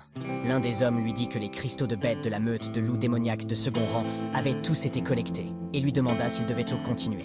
Il réfléchit silencieusement un moment en regardant le statut de son système et remarqua que sa vitesse de progression était trop lente, même s'il avait dévoré l'équipe de la famille Zhu, ainsi que de nombreux trésors spirituels en cours de route, et qu'il avait atteint le 5e niveau du royaume de Sankai. Ses points d'expérience n'étaient toujours pas suffisants. Le système apparut alors, lui indiquant qu'il y avait des élixirs spirituels de 3e catégorie et des fruits verdoyants à 300 mètres au sud-ouest. Cela le choqua, car il savait que de tels trésors ne pouvaient être obtenus que par un artiste martial du royaume de Grand Maître. Il s'est rapidement éloigné en leur ordonnant de rester en attente, et leur a dit qu'il reviendrait dans un moment, ce qu'ils ont tous accepté. Il savait que les trésors sacrés étaient forcément entourés et protégés par des bêtes féroces. Il valait donc mieux qu'ils ne le suivent pas dans le danger. Un instant plus tard, il arrive au pied de la falaise dans le secret de la lune noire et vit les fruits sacrés verdoyants et les élixirs spirituels de 3e catégorie suspendus à l'arbre, mais il était gardé par des chauves-souris. Il savait que ces chauves-souris étaient des chauves-souris du vent lugubre, une bête démoniaque de 3e rang. Et il était vraiment curieux de savoir quelle était la force de ces bêtes démoniaques intérieures. Puis il a immédiatement sauté des branches de l'arbre et s'est élancé vers les chauves-souris en criant qu'elles pouvaient contribuer à ses points d'expérience. Les chauves-souris l'accueillirent avec leurs attaques soniques, mais il utilisa sa compétence de rugissement d'ondes sonores pour riposter et frapper quelques chauves-souris qui se trouvaient à l'avant. Les autres chauves-souris utilisaient continuellement leurs compétences soniques pour l'attaquer, mais heureusement il l'a évité et a tailladé les chauves-souris qui se trouvaient sur son chemin. Après les avoir tous tués, il s'envola directement vers l'endroit où se trouvaient les fruits sacrés verdoyants. Cependant, au moment où il atterrit, une énorme bête apparaît sous lui, prête à l'avaler tout entier. Il a sauté à temps pour l'éviter, pour se retrouver entouré d'un grand nombre d'alligators à écailles noires, des bêtes démoniaques de 3e catégorie. Il sauta de son épée et retomba dessus, leur disant qu'il s'occuperait d'eux en premier. Il enfonce avec force son épée dans le sol en s'appuyant sur son poids et utilisa sa compétence Tremor Stomp pour attaquer les alligators près de lui en une seule fois. Puis il s'est éloigné d'un bond et son épée l'a immédiatement suivi, attaquant l'alligator sur son passage. Il a crié « épée » et l'épée est entrée dans sa main. Puis il activa sa technique d'épée lumineuse, créant ainsi une énorme tornade brillante. La tornade saisit les bêtes à l'intérieur et les tue lentement avec ses bords tranchants, brisant le sol au passage. Lorsqu'il l'a désactivée, toutes les bêtes ont été transpercées et tuées en même temps. Il se posa sur le sol et sut qu'il était temps pour lui de les dévorer tous. Après cela, la notification indiqua qu'il avait terminé la dévoration de masse et gagné un total de 500 000 points d'expérience. Il le félicitait d'avoir atteint le 7e stade du royaume de Sankai, lui faisant dire que ce n'était pas si mal, car sa culture avait augmenté de 2 niveaux. Il était reconnaissant envers le groupe de bêtes démoniaques et s'apprêtait à prendre les fruits sacrés verdoyants, sachant qu'ils lui appartenaient. Mais il a senti que quelque chose se lançait derrière lui. Il a donc immédiatement sauté pour l'éviter à temps. Tianlong, avec son peuple, lui a dit qu'il avait les yeux rivés sur ces fruits sacrés verdoyants. S'il savait ce qui était bon pour lui, il devait sortir de là. Mais il a simplement demandé à Tianlong s'il pensait pouvoir lui faire quelque chose. Tianlong sauta en avant pour l'attaquer, tout en demandant avec colère comment un perdant comme lui osait être aussi arrogant. Mais il arrêta l'arme de Tianlong sans faire le moindre effort et lui demanda avec taquinerie si c'était tout ce qu'il avait obtenu, laissant Tianlong choqué et confus. Il dit à Tianlong qu'il est décevant, puis il tapota légèrement le côté de Tianlong, et Tianlong est projeté au loin, crachant du sang. Il a frappé le mur avec force, le brisant au passage, ce qui a incité les membres de Gen à appeler leur jeune maître avec circonspection. Il a dit à Tianlong que s'il mettait la main sur ce qu'il voulait, il perdrait la vie. Mais Tianlong s'est contenté de lui dire avec colère que c'était intéressant. Il a ensuite montré une petite chose dans sa main, en disant qu'il ne sortirait pas vivant de là aujourd'hui. Tianlong mangea la petite chose rouge, ce qui le laissa perplexe. Soudain, Tianlong se transforma en bête, son corps devenant lentement plus grand et brisant le sol sur lequel il se tenait. Tianlong lui dit avec taquinerie qu'il va mourir aujourd'hui. L'un des Gen demanda à son camarade ce que leur jeune maître avait mangé, et l'homme répondit qu'il s'agissait d'un élixir de Sankai, de second rang. Ceux qui le mangeaient pouvaient brièvement tripler leur force, donc Yan allait certainement mourir aujourd'hui. Tianlong saisit son arme au sol, et s'est jeté devant lui pour l'attaquer tout en lui disant que s'il se mettait à genoux tout de suite et l'appelait père, il aurait pitié et épargnerait sa vie. Mais il sourit et dit à Tianlong de profiter de la dernière minute de sa vie parce qu'il le ferait pleurer et irait voir son père. Pendant ce temps, à l'extérieur de la lune noire secrète, l'un des maîtres a dit qu'il serait de bientôt de retour, et Wuxuang s'inquiète silencieusement pour Ye Yun. Yun Li a demandé à Wuxuang pourquoi il était si silencieux et s'il s'inquiétait de la sécurité de son fils. Yun Li leur expliqua alors qu'il y avait tellement de monstres à l'intérieur qu'il était courant que les personnes qui y entraient en ressortent blessées. Même s'ils ne rencontraient masto pas de bêtes démoniaques, il y avait toujours des combats entre les équipes pour les trésors secrets. Yin Feng accepta en riant et leur dit qu'ils étaient tous seuls, et que s'ils étaient blessés ou perdèrent la vie, c'était parce qu'ils étaient trop faibles.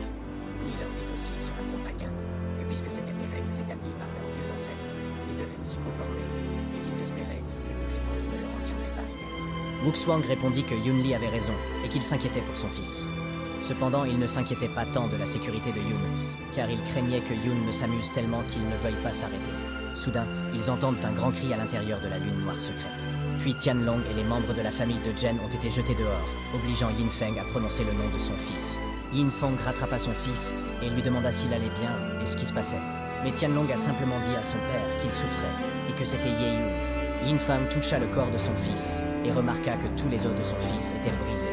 Yan et son peuple sortirent et dirent à Yin Feng que son bon fils pleurait pour lui à l'intérieur et qu'il avait donc eu la gentillesse de le faire sortir pour le voir et qu'il n'y avait pas besoin de le remercier.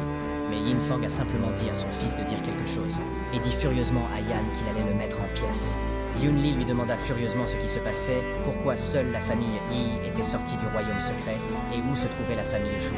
Yan répondit qu'il aimerait leur accorder une attention particulière, mais que le royaume secret était si dangereux qu'il ne pouvait pas s'en occuper correctement, et demanda à Yun Li ce qu'il pensait devoir faire.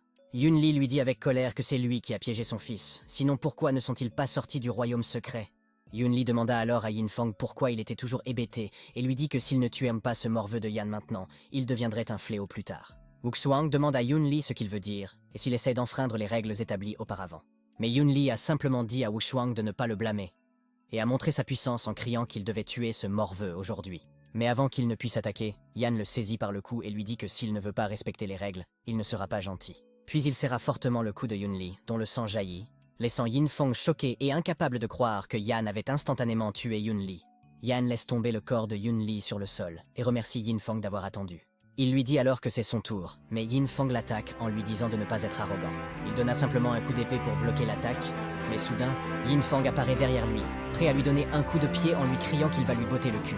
Mais il s'est contenté de bloquer le pied de Yin Fang avec son épée et de traiter Yin Fang de branleur, puis il disparaît rapidement, laissant Yin Fang sous le choc, et apparut sur Yin Fang, ce qui poussa ce dernier à lui demander comment il avait pu esquiver son attaque en un instant. Il brandit son épée pour attaquer Yin Fang, tout en répondant que c'était parce qu'il se déplaçait trop lentement, mais Yin Fang bloqua son attaque tout en criant qu'il ne pouvait pas distinguer les attaques de Yun. Soudain, il apparut devant Yin Fang et lui demanda si c'était tout ce qu'il avait obtenu. Puis il envoya Yin Fang au sol d'un coup de pied, ce qui fit éclater la lance de Yin Fang en morceaux. Il vola immédiatement vers Yin Fang et le taillada continuellement tout en lui criant de mourir. Yin Fang s'effondra sur le sol, gravement blessé, et les membres Yi n'arrivaient pas à croire que leur jeune maître était si fort. Yin Fang dit en tremblant à Yun qu'il ne s'attendait pas à être vaincu par lui. Cependant, il dit à Wuchuang que les 3 grandes familles étaient restées dans la ville de Bayan pendant 100 ans et qu'elles avaient toujours été en harmonie. Cette harmonie avait été détruite par la famille Yi, et il demanda à Wuchuang si leurs 2 familles unissaient leurs forces, s'ils pouvaient y résister. Yun dit à Yin Fang qu'il avait raison, et Yin Fang lui dit que s'il épargnait sa vie aujourd'hui, il obéirait à la famille Yi à partir de maintenant, et il pourrait tirer les ficelles de la famille Zhou pour lui. Il obéirait à la famille Yi à partir de maintenant, et il pourrait encore tirer les ficelles de la famille Zhou pour lui. Mais il a simplement dit à Yin Fang que les 3 grandes familles avaient vécu en paix dans la ville de Bayan pendant trop longtemps. À partir de ce jour, il n'y aurait plus qu'une seule grande famille à Bayan City, et c'était la famille Yi. Yin Fang demanda avec colère ce qu'il avait dit. Il rappela avec colère à Yin Fang que la famille Zhou et la famille Zheng avaient utilisé les procès secrets pour brutaliser explicitement et implicitement de nombreux compatriotes de sa famille Yi au fil des ans, et lui demanda s'il pensait qu'il ne s'en souvenait pas. Puis il utilisa sa compétence de dévoration pour dévorer la culture de Yin Fang tout en lui disant que puisqu'ils étaient si proches, associés à Zhou, ils devraient aller en enfer ensemble. Yin Fang lui dit d'attendre et qu'il ne peut pas, mais il l'a dévoré vivant, le faisant crier de douleur et mourir instantanément. Pendant ce temps, à Bayan City, au manoir de Zhou, Zhen et d'autres hommes montaient de la garde à l'extérieur de la maison. Un homme nommé Han Lai, le commandant en second de la bande des chevaux sauvages, qui était au 8e stade du royaume de Sankai, demanda alors avec colère combien de temps il devait attendre. Shu Tianhao, le frère de Zhu Yunlei, qui était au 5e stade du royaume de Sankai, dit à Han Lai de faire une pause et lui expliqua que puisque leur maître n'avait pas encore donné le signal, ils pouvaient bien attendre encore un peu.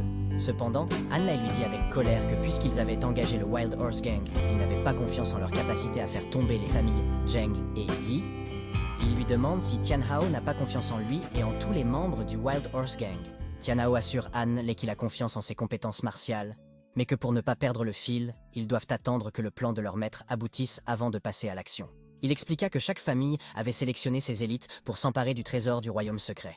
Leur plan était qu'une fois le trésor secret de la Lune Noire terminé, la famille Zheng baisserait sa garde et son maître porterait un coup fatal à Zheng et Feng. À ce moment-là, ils iraient en chercher du soutien. Quant à la famille Yi, elle n'était pas du tout à la hauteur. Il leur suffisait donc de tuer les maîtres des 2 familles et leur force principale. Les autres membres du clan leur obéiraient docilement. Han Lai a répondu qu'il comprenait maintenant et a fait remarquer que les coups bas que les soi-disant prestigieux et des vertueux étaient bien plus sales que les leurs. Tianhao est d'accord, disant que peu importe les moyens utilisés tant que le but recherché est atteint. Cependant, il avertit Han Lai que si le maire l'apprenait, il pourrait lui demander de porter le chapeau à leur place. Han Lai l'a assuré de ne pas s'inquiéter et lui a dit que, puisqu'il avait été payé pour cela, il s'occuperait du reste. Puis, Han Lai brandit son épée en direction de Tianhao et l'avertit que son sabre aimait surtout le sang, et qu'il ne devait donc pas essayer de l'arrêter lorsqu'il commencerait à tuer plus tard. Il dit à Han Lai que s'il pouvait l'aider à tuer les clans des familles Zheng et Yi aujourd'hui, il serait plus qu'heureux de le faire. Il demanda à Han Lai comment il pourrait l'arrêter. Han Lai répondit avec confiance qu'il allait leur montrer aujourd'hui ce qu'était le Wild Horse Gang. Mais soudain, Yuan apparut devant eux et leur dit qu'il ne pourrait pas éliminer sa famille Yi avec un tel niveau d'armation. Han Lai demanda avec colère qui était là, et Tianhao remarqua qu'il s'agissait du jeune maître de la famille Yi. Tianhao et Han les pointèrent leurs épées vers Yuan, se demandant quand il était entré. Ils dirent à Yuan que, puisqu'il était venu là de son propre chef, il devait trouver la mort. Tianhao sauta pour l'attaquer avec Han Lai, mais Yuan sauta simplement en arrière pour éviter leur attaque. Il brandit son épée pour contre-attaquer, leur disant de ne pas se flatter. Son attaque touche la tête de Han Lai, le tuant sur le coup. Il a ensuite donné un coup de pied à Tianhao, qui a craché du sang, et être projeté à une grande distance. Les hommes de Han Lai et les hommes juifs se précipitent sur lui pour le tuer, mais il a sauté vers eux, déclarant qu'aucun d'entre eux ne vivrait aujourd'hui. Il a ensuite tué brutalement tous les hommes qu'il a vus dans cette maison. Quelques secondes plus tard, Tianhao sortait en courant, paniqué, et demandait en criant s'il y avait quelqu'un. Mais lorsqu'il est sorti, il a été choqué de voir de nombreux hommes morts sur le sol. Soudain, un homme est projeté brutalement sur le sol, le faisant tomber et demander avec effroi comment cela était possible. Yuan apparaît à côté de lui et lui dit qu'il a oublié de lui dire que ces hommes sont descendus en enfer. Tianhao regarda tous ces hommes, ainsi que ceux de Han Lai, gisant morts sur le sol. Il explique également à Tianhao que la famille Zhu, la famille Zheng et le gang du cheval sauvage ont commis 3 erreurs fatales. Tianhao, choqué d'entendre cela, lui a immédiatement jeté quelque chose, tout en lui criant de ne pas s'approcher. Cependant, il arrêta sans peine l'arme tranchante avec son pouvoir et dit à Tianhao que la première erreur était qu'il n'aurait pas dû se frotter à la famille Yi. Laissant Tianhao sous le choc, il écrasa simplement l'arme tranchante de sa main nue et dit à Tianhao que la deuxième erreur était de penser qu'ils étaient qualifiés pour s'en prendre à la famille Yi. La troisième erreur, selon lui, est d'avoir rencontré le vindicatif Yuan. Tianhao, en criant, lui dit qu'il est inutile de les tuer aujourd'hui. Si le maire poursuit l'affaire, la famille Yi sera condamnée. Mais il s'est contenté de taillader la tête de Tianhao, lui disant que quiconque ne se soumet pas doit mourir aujourd'hui. Tianhao s'effondre alors sur le sol, la tête la première. Wuxuang arrive et dit à son père qu'il arrive juste à temps. Il dit ensuite à Wuxuang qu'il lui laissera le soin de s'occuper du reste, car il doit se rendre chez la famille Zhang. Un serviteur demande à Wuxuang si Yi Yuan est toujours le jeune maître qu'ils ont connu, et Wuxuang répond qu'il est juste inquiet que Yi Yuan s'amuse trop et ne veuille pas s'arrêter. 3 jours plus tard, une grande quantité d'or, de bijoux et d'autres objets précieux sont transportés dans leur palais. Wumo leur annonce que les forces des familles Zhu et Zheng impliquées dans la tentative d'assassinat des disciples de la famille Yi ont été purgés. Aujourd'hui, tous les clans de la ville de Beiyun indiquent qu'ils se tourneront vers la famille Yi. Wumo leur montre alors l'essaim de trésors et leur dit que c'est ce qu'ils ont obtenu lors du raid. Il remercia Wumo pour ses efforts, et Wumo répondit que c'était avec plaisir. Wuxuang lui dit qu'ils ont pu éviter une balle, cette fois-ci grâce à sa vigilance. Sans sa décision rapide, il craignait que la famille Yi n'ait complètement disparu de la ville de Beiyun. Soudain, un homme se précipite dans le palais, appelant Wuxuang en criant. Il s'est ensuite agenouillé sur le sol et a déclaré que le maire avait invité Yi Yuan à la résidence du maire pour l'interroger. Plus tard, il est arrivé à la résidence du maire, où quelqu'un l'a assisté et lui a dit que le maire l'attendait depuis longtemps. Il remarque que le manoir du maire est très bien gardé. Il a vu une dame dire à son père que la personne dont il parlait était arrivée, ce qui l'a amené à se demander si cet homme n'était pas le maire. Il se présente alors respectueusement comme Yi Yuan de la famille Yi et salue le maire. Cependant, il fut choqué lorsqu'une rafale de lames acérées vola soudainement vers lui. Heureusement, il s'est protégé à temps et a demandé avec colère au maire quelles étaient ses intentions. Le maire a fait remarquer que ses compétences en arts martiaux étaient bonnes et ses réflexes rapides. Le maire, Fang Lei, était au premier stade du royaume du grand maître. Et la fille de Fang Lei, Fang Yalan, possédait le 9e stade du royaume du Sankai. Fang Lei note que Yi Yuan a atteint le 9e stade du royaume du Sankai à un si jeune âge, ce qui lui a permis d'annexer les 2 grandes familles, la famille Zhu et la famille Zheng, le rendant ainsi très puissant. Yi Yuan a demandé à Lei s'il le provoquait, mais Lei a répliqué en demandant ce que Yi Yuan ferait s'il répondait par l'affirmative. Yi Yuan expliqua que ses familles avaient comploté contre la famille Yi, et se demanda s'ils auraient dû rester immobiles et ne pas riposter. Il a également dit à Lei que la tolérance à toute épreuve ne ferait de lui qu'un objet de massacre pour les autres. Si Lei ne comprend pas cela, Yi Yuan pense qu'il est peut-être temps de changer de mère. Lei le traita furieusement de sale gosse, mais Yi Yuan se contenta de jeter un regard à Lei. Les deux se regardèrent avec colère. Mais Lei appelle Yalan et lui dit qu'il a besoin d'un collier parce que ses yeux se dessèchent. Yalan donne immédiatement le collier à son père. Confus, il lui demande ce qui se passe. Lei, en soupirant, répondit qu'il était si vieux que son corps ne pouvait pas le supporter lorsqu'il utilisait son énergie réelle et qu'il ne devait donc pas être offensé. Il répondit « Pas de problème ». Lei lui dit alors qu'il est très courageux et qu'il ne doit pas s'inquiéter car il ne lui a pas demandé de venir aujourd'hui pour être interrogé. Lei explique qu'il a ordonné une enquête approfondie sur l'incident entre la famille Yi et les familles Zhu et Zheng. Il avait compris que c'était eux qui avaient commencé le complot et qui avaient ensuite essayé de s'associer au gang du cheval sauvage pour tuer des innocents. Il savait donc que ces personnes méritaient de mourir. Il demande à Lei pourquoi, dans ce cas, on lui a demandé de venir aujourd'hui. Lei lui répond qu'il a une demande à lui faire. Lei lui dit alors qu'il aimerait qu'il escorte sa fille, Yalan, jusqu'à la secte de Kuyun dans le comté de Qingyong et qu'il la protège du mieux qu'il peut. Yalan fut aussi choqué que lui d'entendre la demande de son père. En entendant la secte de Kuyun, il se souvint que Q en avait parlé. Yalan, en criant, dit à son père qu'il lui avait déjà promis de ne pas la renvoyer et lui demande pourquoi il l'envoie maintenant dans la secte des Kuyun. Lei lui a dit qu'elle n'était plus une enfant et qu'il était temps pour elle de grandir seule. Son état de santé s'aggrave et il ne peut plus se distraire en s'occupant d'elle. Lei dit également à Yalan que son talent était plus grand que le sien et qu'il ne pouvait rien lui apprendre de plus. Seule la secte Kuyun pouvait lui permettre d'augmenter sa force plus rapidement, et il lui avait trouvé un partenaire fiable, ce qui fit serrer le poing de Yalan en silence. Il dit à Lei qu'il ne se souvient pas avoir promis d'aller à la secte de Kuyun, mais Lei déclara franchement que rejoindre la secte Kuyun ne lui apporterait que des avantages. Sa force personnelle était effectivement grande, sinon il n'aurait pas été favorisé par les Neku, mais il y avait une limite à ce que la famille Yi puisse compter sur lui seul. Lei déclara également qu'une courte période de force dissuaderait effectivement les deux grandes familles, mais que ce n'était pas une solution à long terme. Il était inévitable que d'autres familles se rebellèrent bientôt, et à ce moment-là, il y aurait une autre famille semblable aux familles Zhu et Zheng. De plus, il ne pouvait pas protéger la famille Yi en permanence. Lei expliqua alors que le point le plus important était la variété d'artistes martiaux qui existaient. Il pensait qu'avec sa force et son talent, Ye-Yun ne voudrait pas rester éternellement dans la petite ville des Bayon. Avec le temps, la famille Yi ne serait qu'un obstacle à son développement. Cependant, cela ne serait vrai que s'il acceptait la demande de Lei de protéger Yalan et de la ramener saine et sauve de son entraînement. Lei demanda alors ce que Ye-Yun pensait de son serment et de sa garantie que la famille Yi ne serait pas menacée ou attaquée en tant que maire de la ville de Bayon. Ye-Yun dit à Lei qu'il pensait avoir mal compris quelque chose car la famille Yi actuelle avait depuis longtemps cessé d'être ce qu'elle était auparavant et n'avait besoin de personne pour la protéger, y compris la protection de la maison du maire. Lei le traite furieusement d'audacieux, mais Ye-Yun se contente de claquer des doigts, et quelqu'un a pointé une épée tranchante sur le cou d'un garde en lui criant de ne pas bouger. Lei a alors vu ses gardes se faire capturer, et son garde s'est excusé auprès de lui. Yalan s'avança devant son père et demanda furieusement à Ye-Yun ce qu'il faisait. Les hommes de Ye-Yun rapportèrent qu'ils avaient pris le contrôle du manoir du maire, et il les félicita pour leur bon travail. Pendant ce temps, à l'extérieur du manoir du maire, les hommes de Ye-Yun lui rapportèrent qu'ils attendaient à l'extérieur du manoir, prêts à être utilisés à son commandement.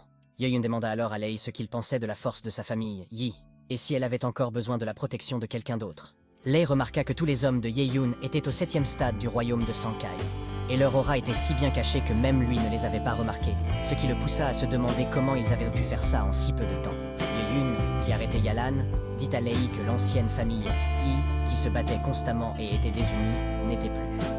La famille Yi actuelle ne serait plus laissée à l'intimidation et personne ne pourrait l'empêcher de devenir plus forte. Lei soupire et admet qu'il a mal évalué la situation. Ye-Yun dit alors à Lei qu'il avait raison sur un point, ce qui poussa Lei à demander furieusement ce qu'il en était. Ye-Yun répondit qu'il y avait en effet beaucoup d'artistes martiaux et qu'il était temps pour lui d'aller les voir. Lei, en criant, lui dit que puisqu'il ne peut pas le convaincre, il devra recourir à son atout. Cependant, Ye-Yun dit avec confiance à Lei qu'il l'affrontera. Soudain, Lei le prend dans ses bras et se met à pleurer, demandant pourquoi un jeune homme fort comme lui brutalise une personne faible et handicapée comme lui. Lei répond qu'il a travaillé si dur pour élever sa fille et qu'il voulait simplement la protéger, puis il lui demande s'il a fait quelque chose de mal. Ye-Yun, décontenancé, n'en revenait pas et Yalan traitait son père d'embarrassant. Mais Lei a menacé Ye-Yun de pleurer tous les jours et de se pendre s'il ne lui faisait pas cette promesse. Ye-Yun répond qu'il a promis et dit à Lei de le lâcher, tout en se demandant ce qui se passe. Puis, Lei se retourna rapidement et lui dit qu'un homme devait tenir sa parole et qu'il comptait donc sur lui pour prendre soin de sa petite Yalan à l'avenir, laissant Ye-Yun choqué et incrédule. Lei prend alors un livre d'arts martiaux, expliquant qu'il s'agit de l'art interne de sa famille et que chaque mouvement a une aura masculine et dominatrice. Il jeta le livre à Ye-Yun, disant que malheureusement Yalan était une fille et ne pouvait pas le pratiquer. Alors il décida de le donner à Ye-Yun en guise de remerciement. Ye-Yun vit que le titre du livre était « Physique glacé Vadra » et reçut une notification du système le félicitant d'avoir acquis l'art martial primaire du grade de la Terre, le Physique glacé Vadra. Le système afficha son statut. Il était actuellement au 9e stade du royaume de Sankai, avec des points d'expérience de 5200 000, et son arme était une épée d'exécution spirituelle. Et sa technique était l'art fei hérité, un rang jaune avancé.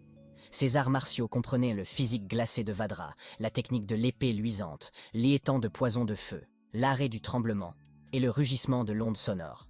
Sa capacité divine était une vitesse d'attaque multipliée par 1 million et une vitesse d'attaque multipliée par 5. Respectueusement, il dit à Lei que si c'était le cas, il prendrait le livre et dans 3 jours, il escorterait Yalan Fang en toute sécurité jusqu'à la secte Kaion.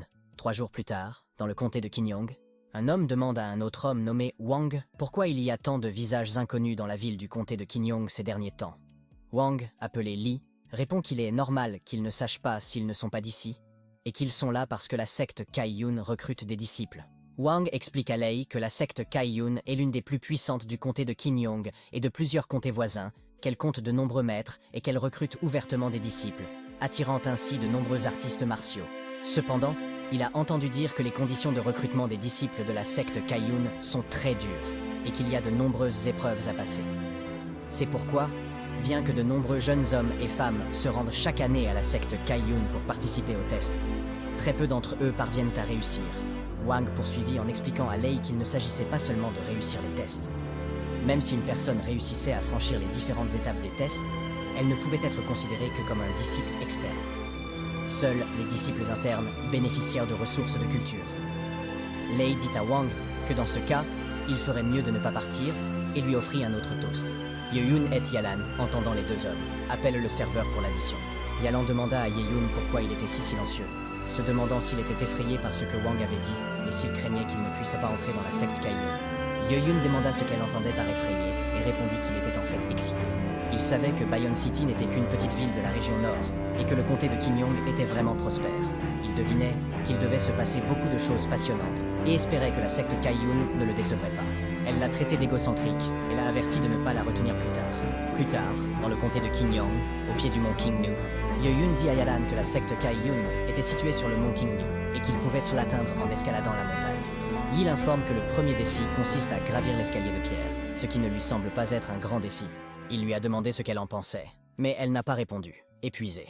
Elle fut choquée de voir qu'il montait rapidement les escaliers, la devançant facilement. Sachant qu'elle ne pouvait pas se ridiculiser devant lui, Yalan essaya de suivre le rythme. Ye-Yun se retourna et lui dit qu'à son rythme, il ferait bientôt nuit. Puis il l'a tiré vers le haut, ce qui l'a incité à lui demander ce qu'il faisait. Il lui a répondu qu'il lui rendait service. Elle se demanda pourquoi il était soudain si proche d'elle et s'il essayait de la porter.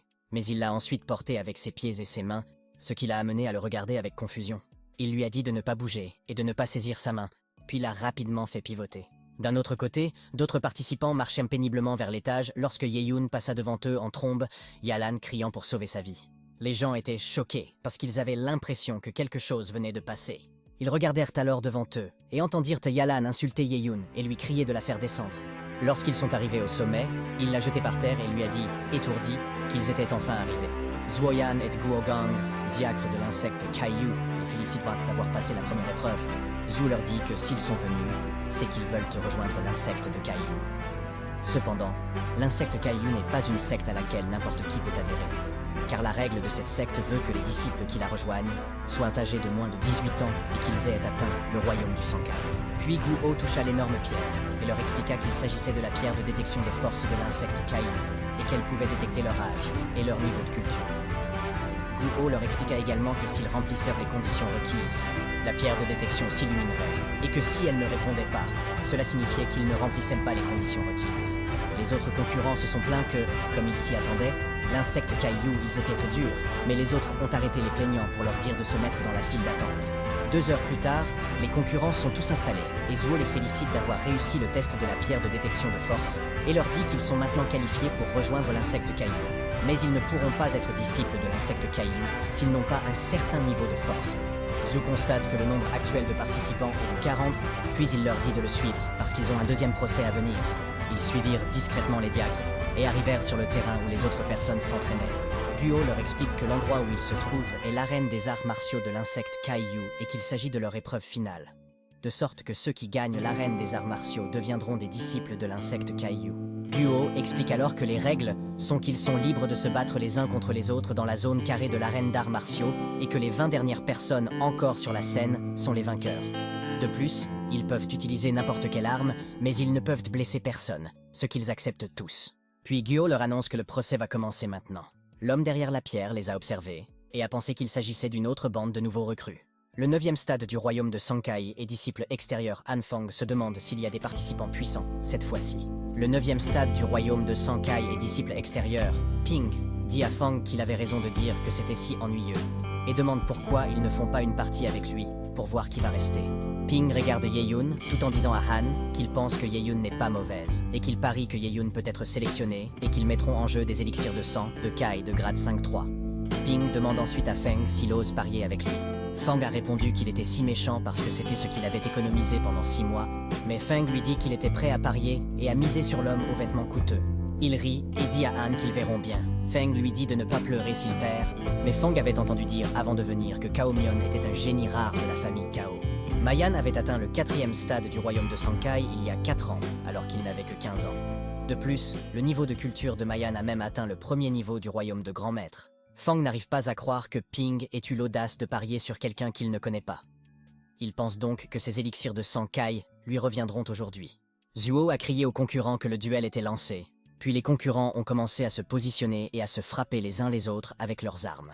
Galon lui dit que ces hommes ont l'air d'être des durs à cuire et qu'ils se couvriront les uns les autres plus tard. Mais il lève la main et appelle les diacres, et jette un badge en demandant s'il est possible de l'utiliser pour entrer dans la secte. Les diacres ont regardé l'insigne et ont été choqués de voir qu'il s'agissait d'un jeton de cul. Fang est plus surpris que tous les autres. Zhu dit à tout le monde que puisque Ye-Yun a déjà reçu l'approbation de Q, Ye-Yun peut passer l'épreuve directement, donc personne n'est autorisé à faire des avances à Ye-Yun. Zhu dit ensuite à Ye-Yun qu'il peut rester sur la scène et regarder la bataille, ce qu'il accepte. Galon lui demande s'il ne devrait pas se battre à ses côtés, mais il lui répond que puisqu'elle veut acquérir de l'expérience, il ne peut pas rester à ses côtés en permanence. Il lui demande si elle s'attend à ce qu'il la protège pour le reste de sa vie. Elle lui répond en criant qu'elle n'a pas besoin qu'il la protège pour le reste de sa vie, et ce n'est qu'un procès de disciple extérieur, donc elle le gagnera. Puis elle ordonna à son arme de sortir, et lentement quelque chose apparut dans sa main. Elle fait tournoyer son fouet. Il la regarde se battre, constatant que la méthode d'agitation fonctionne vraiment sur les individus qui se respectent. Il sait que même s'il a promis à Fang Lei de la protéger, il vaut mieux qu'il la rende plus forte dès que possible, plutôt que de la protéger tout le temps. Il se trouve que seul un combat réel peut la rendre plus forte. Ping dit en riant à Fang que Ye-Yun a obtenu une dispense de test et qu'il semble avoir gagné cette fois-ci. Feng maudit Ping et lui demande s'il s'attendait à ce que cela arrive. Mais Ping lui a simplement demandé comment il avait pu placer le pari avec lui aussi facilement s'il ne s'était pas renseigné au préalable, et lui a dit que c'était simplement parce qu'il était si arrogant qu'il n'avait pas réfléchi avant de s'engager dans le pari. Fang dit à Ping de ne pas trop s'exciter car si Cao Mayan passe lui aussi cette épreuve, il ne sera pas considéré comme un perdant et, au mieux, il y aura un match nul. D'autre part, les concurrents sont occupés à se battre sur la scène. Yalan fouette l'homme pendant qu'elle compte qu'elle a battu 5 personnes, ce qui fait qu'il y a environ 23 autres personnes sur le terrain. Elle regarda ensuite Ye-Yun, car elle ne comprenait pas pourquoi elle ne se sentait pas nerveuse après avoir entendu ces mots de Ye-Yun. Soudain, Cao Mayan lui assène un coup d'épée en disant en riant que c'était sa chance, mais elle a sauté en l'air à temps pour l'esquiver. Puis Mayan est apparue derrière elle et lui a dit qu'elle ne pouvait pas s'échapper. Il la saisit par le cou et lui dit qu'elle mourra par son épée. Mayan la taquine en lui disant qu'elle est faible et lui demande pourquoi une femme comme elle vient à l'insecte caillou. Mais elle s'est contentée de trembler de douleur pendant que Mayan lui disait de s'avouer vaincu ou qu'il lui briserait la nuque parce qu'il était de mauvaise humeur. Puis, elle l'a vu la regarder fixement, ce qui l'a mise en colère à cause de ses yeux perspicaces, et jure qu'elle ne veut pas que Ye-Yun la méprise quoi qu'il arrive. Elle saisit les bras de Mayan et celui-ci remarque quelque chose et est choqué de l'avoir libéré son pouvoir et sa colère en lui disant que s'il sous-estime une femme, il n'aura pas de chance. Puis elle l'a repoussé d'un coup de pied et s'est écrasée sur le sol, le brisant au passage. Mayan a crié, demandant comment c'était possible et si elle avait réussi à percer, tandis que les gens autour d'elle s'éloignaient en pensant qu'elle était si forte. Yeun sourit, pensant qu'elle n'était pas mauvaise. Yalin décida de vaincre ensuite Mayan. Mais Mayan s'est alors redressée en colère et a sauté sur elle en la traitant de salope et en lui disant de mourir. Soudain, quelqu'un a saisi l'épaule de Mayan et l'a plaqué au sol en lui demandant ce qu'il faisait. Les os de la jambe de Mayan se brisent en morceaux, ce qui fait crier Mayan de douleur. AMD a plaqué Mayan au sol, tandis que Yalin était surprise de le voir faire. Mayan lui a dit de le laisser partir, mais il a soulevé le bras de Mayan et lui a demandé s'il avait essayé de l'empoisonner après sa défaite. Mayan a crié de douleur et lui a demandé de le laisser partir. Mais il s'est contenté de fixer la main de Mayan avec poison et a dit qu'il ne voulait vraiment pas être un codisciple avec des gens comme lui. Mayan lui demande ce qu'il fait et s'il a oublié ce que Zuo vient de dire. Il répond que Zuo a dit que personne d'autre ne pouvait le frapper, mais Zuo n'a pas dit qu'il ne pouvait pas frapper quelqu'un d'autre pendant qu'il le plaquait plus fort au sol. Mayan lui demande à nouveau s'il veut le tuer et lui dit de ne pas s'amuser car les règles stipulent qu'ils ne peuvent pas tuer les autres. Il soulève Mayan et lui dit qu'il a dit qu'il ne pouvait pas tuer les autres, tandis que Mayan le supplie de le laisser partir. Il repousse Mayan et lui dit que s'il annule sa culture, elle ne sera pas comptabilisée. Puis Mayan est jeté et frappe le pilier. Les diacres savent que le coup que Mayan venait de porter était dirigé vers les organes vitaux de Yalin, et que si Ye-Yun n'avait pas arrêté Mayan à temps, Yalin serait certainement morte. Cependant, les diacres savent tous deux qu'ils n'ont pas vu clairement les mouvements de Ye-Yun, ce qui leur fait penser que Ye-Yun mérite vraiment d'être le disciple sur lequel il avec les yeux. Il appelle les diacres pour leur dire qu'il ne veut vraiment pas être codisciple d'une telle ordure, et leur demande s'il n'enfreint aucune règle en agissant de la sorte. Ce à quoi ils répondent tous deux par la négative. Yalin le remercie beaucoup d'avoir attrapé Mayan à temps, mais il passe devant elle et lui dit de ne pas se relâcher, parce qu'il y a encore beaucoup d'adversaires sur le terrain. Fang frappe le pilier avec colère, tandis que Ping remercie Fang pour les 5 élixirs de Sankai. Ensuite, Feng jure de garder Ye-Yun à l'esprit. 30 minutes plus tard, de nombreux concurrents sont à terre, vaincus, et il constate que le procès est presque terminé. L'homme dit à Zio Wenking qu'il concède, et Wenking dit à l'homme que c'était un bon jeu. Ki X lève son énorme épée et l'homme sous lui s'avoue vaincu. Zio leur annonce que c'est l'heure et que les 20 restants ont réussi le test, et qu'à partir de ce jour, ils sont officiellement les disciples extérieurs de l'insecte Kaiyu. Yaline essuie la sueur de son front et se réjouit que ce soit enfin terminé. Mais Yeyun remarque alors quelqu'un à côté d'eux, et se rend compte que Zio Wenking et Hui sont des adversaires, dont il faudra se méfier plus tard. Zhu leur dit de venir avec lui car il les emmènera d'abord à la salle des affaires pour récupérer leurs étiquettes d'identité en jade et d'autres objets. Ensuite, Zhu ouvre la voie et tous suivent. Tout en marchant, Zhu leur explique que l'insecte Kaiyu compte 7 pics principaux, 36 pics secondaires et 300 pics plus petits. Il leur explique que les 7 pics principaux sont le cœur de la culture de l'insecte Kaiyu et les plus riches en ressources, mais que seuls les disciples internes peuvent y accéder. Il les avertit que s'ils pénètrent par la porte intérieure, ils seront emportés par les interdictions qui pèsent sur le pic principal et qu'ils ne doivent donc pas s'en approcher. Zhu ajoute que la secte dispose également d'une salle de raffinage des esprits, d'une salle des trésors, d'une salle des affaires, d'une arène de gladiateurs et d'une pagode à étages. Il explique ensuite que la salle de raffinage des esprits est divisée en 36 chambres de pierre, chacune équipée de puissantes formations de rassemblement des esprits, où tous les disciples cultivent seuls. La salle des trésors, où la secte conserve ses trésors, contient une collection de trésors rares, d'élixirs d'arts martiaux et d'armes sacrées. La salle des affaires, qu'ils viennent de visiter, est le poste de travail de l'insecte Kaiyu et fournit les divers articles nécessaires au quotidien. Quant à l'arène des gladiateurs et à la pagode à 7 étages, les jeunes en prendront connaissance plus tard. Zhu leur demande s'ils ont reçu leurs étiquettes de jade, leurs sacs de rangement et les 5 pierres spirituelles de la récompense d'initiation. Il explique qu'au sein de l'insecte Kaiyu, des pierres spirituelles spéciales sont utilisées comme outils d'échange et qu'à l'avenir, ils les utiliseront pour activer leur formation de culture et les recevront comme salaire mensuel. Il souligne que peu importe le statut qu'ils avaient auparavant, ou la richesse qu'ils possédèrent, tout cela est inutile maintenant qu'ils sont devenus des disciples de l'insecte Kaiyu.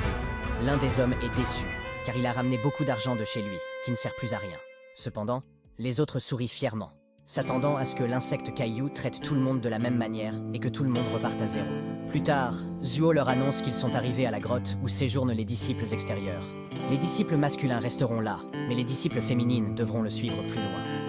L'un des hommes commente la simplicité de la grotte, et un autre homme fait remarquer qu'appeler cela frugal est une façon polie de le dire. Zhu leur rappelle qu'ils sont maintenant des disciples externes et qu'ils ne seront autorisés à rester dans le manoir des pics de montagne que lorsqu'ils deviendront des disciples internes.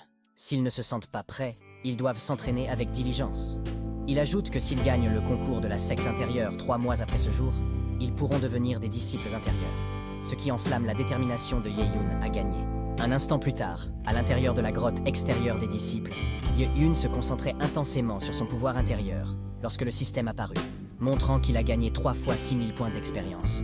Il ouvrit les yeux et jeta un coup d'œil à la pierre spirituelle près de lui, réalisant que la placer dans la formation de rassemblement d'esprit triplerait l'aura qu'il pourrait obtenir.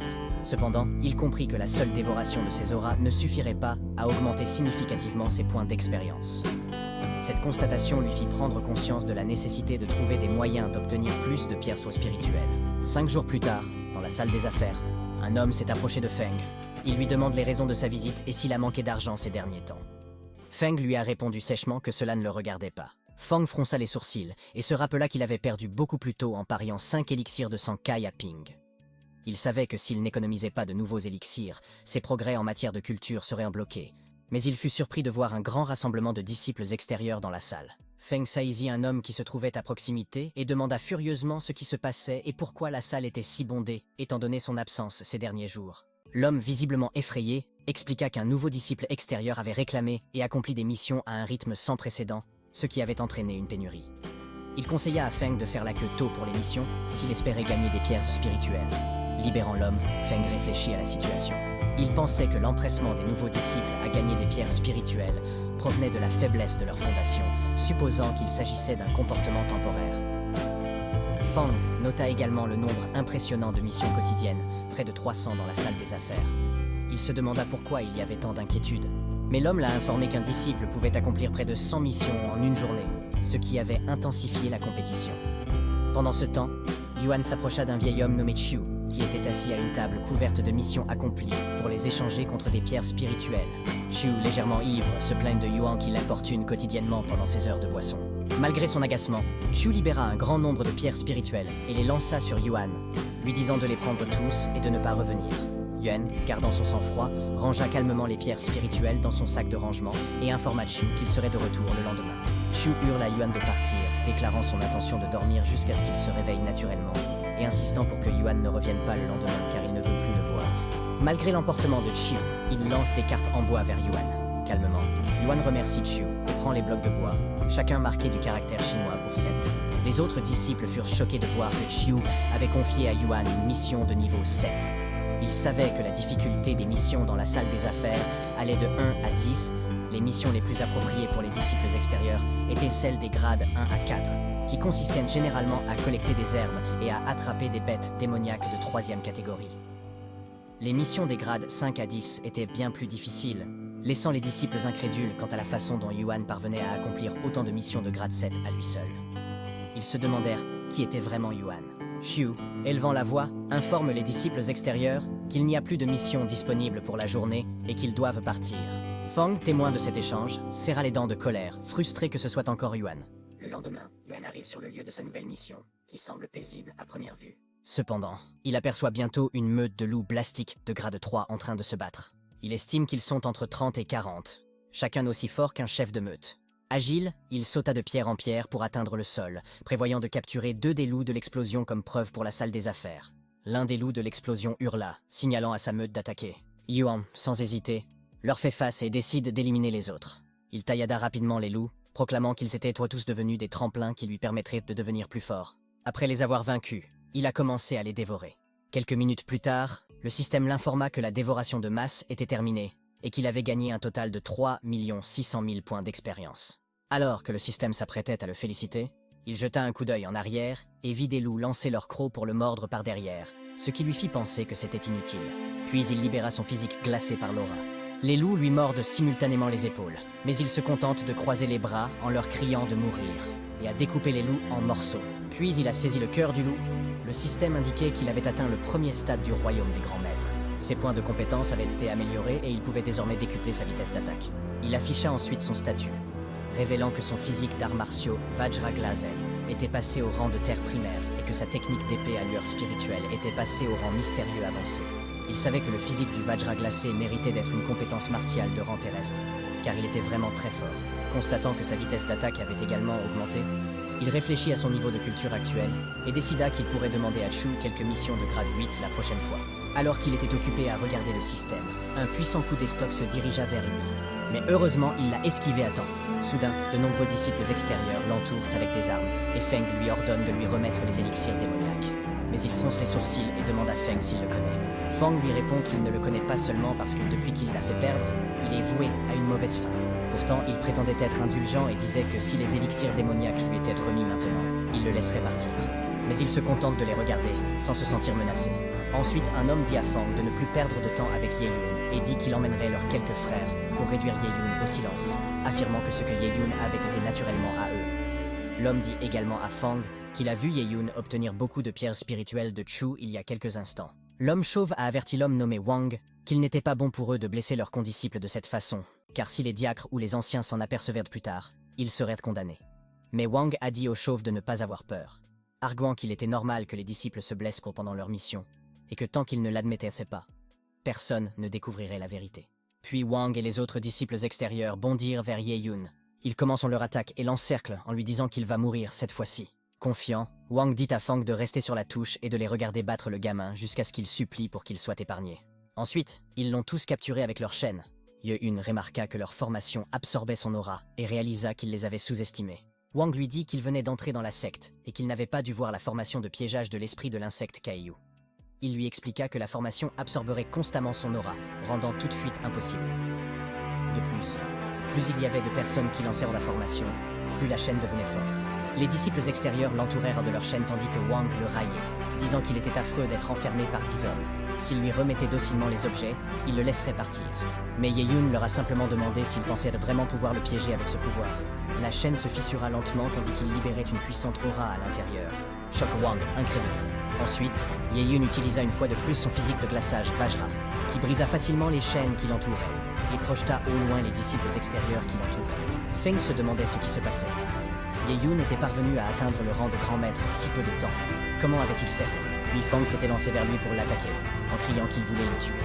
Ye Yun activa simplement sa vitesse d'attaque décuplée et attrapa le haut de l'épée de Fang. Fang fut stupéfait de voir son épée se briser en morceaux. Ye Yun l'attrapa alors par le cou et lui dit qu'il allait lui rendre la monnaie de sa pièce. Soulevant Fang d'une main, Ye Yun déclara qu'à partir du moment où Fang convoitait ses possessions, son destin était scellé. Fang l'a appelé frère et maître, l'a supplié de lui laisser la vie sauve et lui a dit qu'il lui donnerait tout ce qu'il voulait. En souriant, il dit à Feng qu'il sait ce qui est bon pour lui, puis le jette à terre. 15 minutes plus tard, Fang et ses hommes lui montrèrent leurs pierres spirituelles, déclarant que c'étaient toutes les pierres spirituelles qu'ils possédaient et implorant sa clémence. Il leur a demandé si leur vie valait la peine d'être vécue et leur a fait remarquer qu'en tant qu'aîné, il devrait avoir plus de pierres spirituelles. Il demande ensuite à Feng s'il a ses sacs de rangement avec lui. Fang et Wang échangent un regard furieux, mais ils lui ont tous remis leurs sacs de rangement, en précisant qu'ils contenaient tout ce qu'ils avaient acquis depuis leur arrivée, et ont exprimé l'espoir qu'ils seraient indulgents et qu'il épargnerait leur vie. Il a pris leurs sacs de rangement et a commenté l'impressionnante collection d'objets qu'ils avaient amassés. Il sortit ensuite les pierres spirituelles de leurs sacs de rangement. Wang, qui espérait partir, dit que s'il était satisfait, ils partiraient les premiers. Feng lui assure qu'ils ne parleront à personne des événements d'aujourd'hui. Cependant, il leur a demandé d'attendre un moment, puis utilise sa vitesse d'attaque décuplée pour les blesser. Fang, furieux, l'accuse de revenir sur sa parole. Il rengaina son épée avec connivence et demanda à Feng s'il était déjà revenu sur sa parole. Il précise qu'il a promis d'épargner leur vie, mais qu'il n'a jamais dit qu'il ne les laisserait pas se blesser. Il leur a rappelé leurs propres paroles, selon lesquelles il était normal de perdre un bras et une jambe lors d'une mission. Fang lui lance un regard furieux, mais il s'éloigne en leur disant qu'il les reverra plus tard. Plus tard, dans la grotte d'un jeune, il s'assit sur son lit, méditant et dévorant les pierres spirituelles qu'il avait acquises. Une fois qu'il eut terminé, la notification le félicita d'avoir franchi la deuxième étape du royaume du grand maître et afficha une augmentation de certains de ses statuts. En regardant la pierre spirituelle, il se dit qu'il ne s'attendait pas à ce que ces seniors aient autant de pierres spirituelles et d'élixirs dans leur sac de stockage, et que c'était grâce à eux qu'il avait réussi à franchir la deuxième étape du royaume du grand maître. Il se rendit compte que les aînés malmenèrent souvent ses disciples, et pensa que c'était pour le bien de tous qu'il leur donnait une leçon aujourd'hui. Il décide alors de se reposer, mais soudain, l'appareil qui se trouve dans son lit s'active, et quelqu'un lui demande s'il est là. Il la regarde avec confusion et demande à Yalan, qui l'appelle, si elle a besoin de quelque chose, en se demandant pourquoi elle le cherche à ce moment-là. Elle lui demanda s'il était libre et lui expliqua que son ami avait reçu une mission de grade 5, qui nécessitait un groupe de 4 personnes et qu'il leur en manquait une. Ils aimeraient donc l'inviter à se joindre à eux, car elle avait entendu dire qu'il était difficile d'obtenir des missions auprès de la salle des affaires ces derniers temps. Il jeta un coup d'œil à la pile de cartes en bois à côté de lui, réalisant que Yalan ne savait pas qu'il était à l'origine de cette difficulté. Il lui a dit qu'il allait faire une pause et qu'il n'irait donc pas. En réalité, il savait qu'il devrait partager les récompenses en 5 pour une mission de grade 5 comme celle-ci, alors il a décidé de passer son tour. Elle a répondu, l'air déçu, qu'elle comprenait et qu'il devait oublier. Elle s'est ensuite excusée auprès de Wen King, expliquant que son ami avait besoin de se reposer maintenant et qu'il devait chercher quelqu'un d'autre.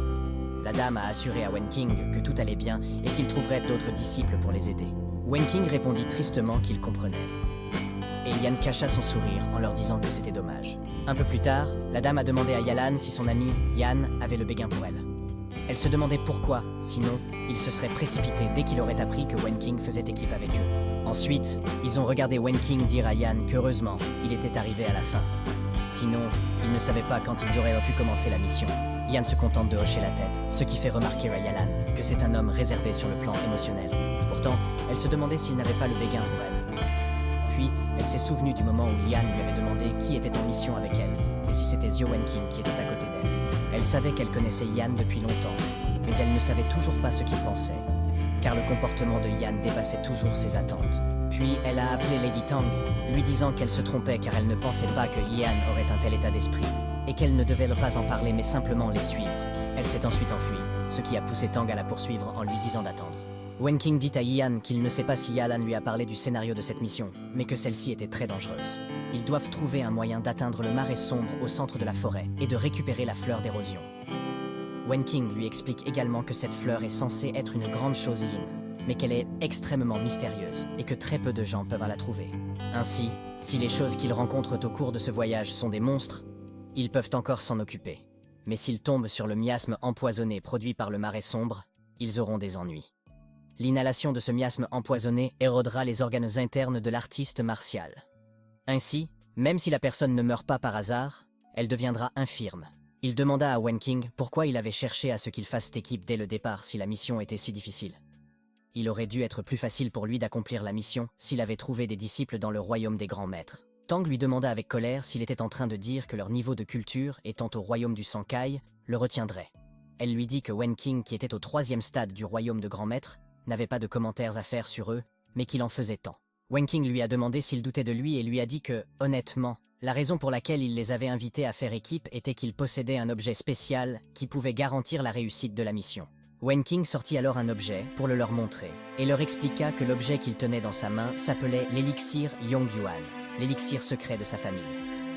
En le prenant, disait-il, ils seraient immunisés contre le miasme empoisonné pendant 2 heures et resteraient tous en sécurité dans le sombre marais. Il a ajouté qu'il trouvait préférable d'être accompagné par 2 beautés en mission plutôt que par un groupe d'hommes. Tang a dit à Wenking qu'il avait la langue bien pendue, mais Yalan s'est contentée de tousser. Elle regarda l'élixir qu'il tenait dans sa main tandis que Wenking les incitait à le prendre rapidement, expliquant que leur corps physique ne pouvait même pas résister au miasme empoisonné. Tang prend immédiatement l'élixir et dit à Wenking qu'il est si gentil et attentionné. Yalan et Yongyuan, cependant, se contentèrent de fixer l'élixir pendant un moment, ce qui poussa Wenking à leur demander pourquoi ils ne le prenaient pas. Il les mit en garde contre la puissance du sinistre miasme empoisonné et leur rappela qu'ils avaient tous réussi à passer le test des disciples extérieurs avec beaucoup de difficultés. Il serait regrettable qu'ils y perdent la vie. Ils ont tous 2 accepté et ont mis l'élixir dans leur bouche ensemble. Puis, Wenking leur dit qu'ils devaient avancer pendant que l'élixir durait. Ils ont tous sauté, Wenking en tête, disant que c'était juste devant. Ils n'ont pas réalisé qu'il tenait encore l'élixir dans sa main et l'ont écrasé en morceaux. Plus tard, en arrivant sur place, Tang annonça que la fleur d'érosion se trouvait juste devant eux, émettant une puissante aura. Elle s'exclama qu'ils avaient de la chance, mais Yalan trouva cela étrange et se demanda pourquoi ils n'avaient pas rencontré de bêtes démoniaques en chemin. Et si les choses allaient se dérouler sans encombre. Tang répondit qu'il était encore difficile d'atteindre la fleur et demanda comment ils allaient traverser le marais. Wenking répondit qu'il avait une idée et expliqua qu'il avait appris un ensemble de formations qui pouvaient transformer l'aura en marches de pierres spirituelles sur lesquelles les gens pouvaient marcher pendant un court laps de temps. Cependant, la formation avait besoin de quelqu'un pour la contrôler à tout moment. Il demanda donc à Yan d'aller cueillir la fleur d'érosion. Yan accepte. Wenking déclara alors qu'il était trop dangereux pour Yan d'y aller seul et suggéra que Yalan, dont le royaume était plus élevé, l'accompagne en renfort. Il dit à Tang qu'elle resterait sur place pour le soutenir. Tous 2 acceptèrent. Wenking leva alors la main, invoquant sa formation de marche à 7 étoiles, qui ont créé des tremplins dans le marais. Il ordonna à Yan et à Yalan d'y aller, et tous 2 sautèrent sur les marches que Wenking avait fabriquées. Yalan lui demande s'il ne trouve pas cela étrange. Alors qu'ils se rapprochèrent de la fleur, Yalan remarqua l'absence d'oiseaux et le calme inquiétant qui régnait. Il sortit son épée, suggérant que quelque chose n'allait pas avec la fleur. Yan utilisa alors son blizzard pour attaquer la fleur, surprenant Yalan. Tang cria avec enthousiasme que c'était Yan qui avait réussi, mais Wenking se contenta de le regarder fixement. Soudain, la fleur libéra une multitude d'os longs pour les attaquer.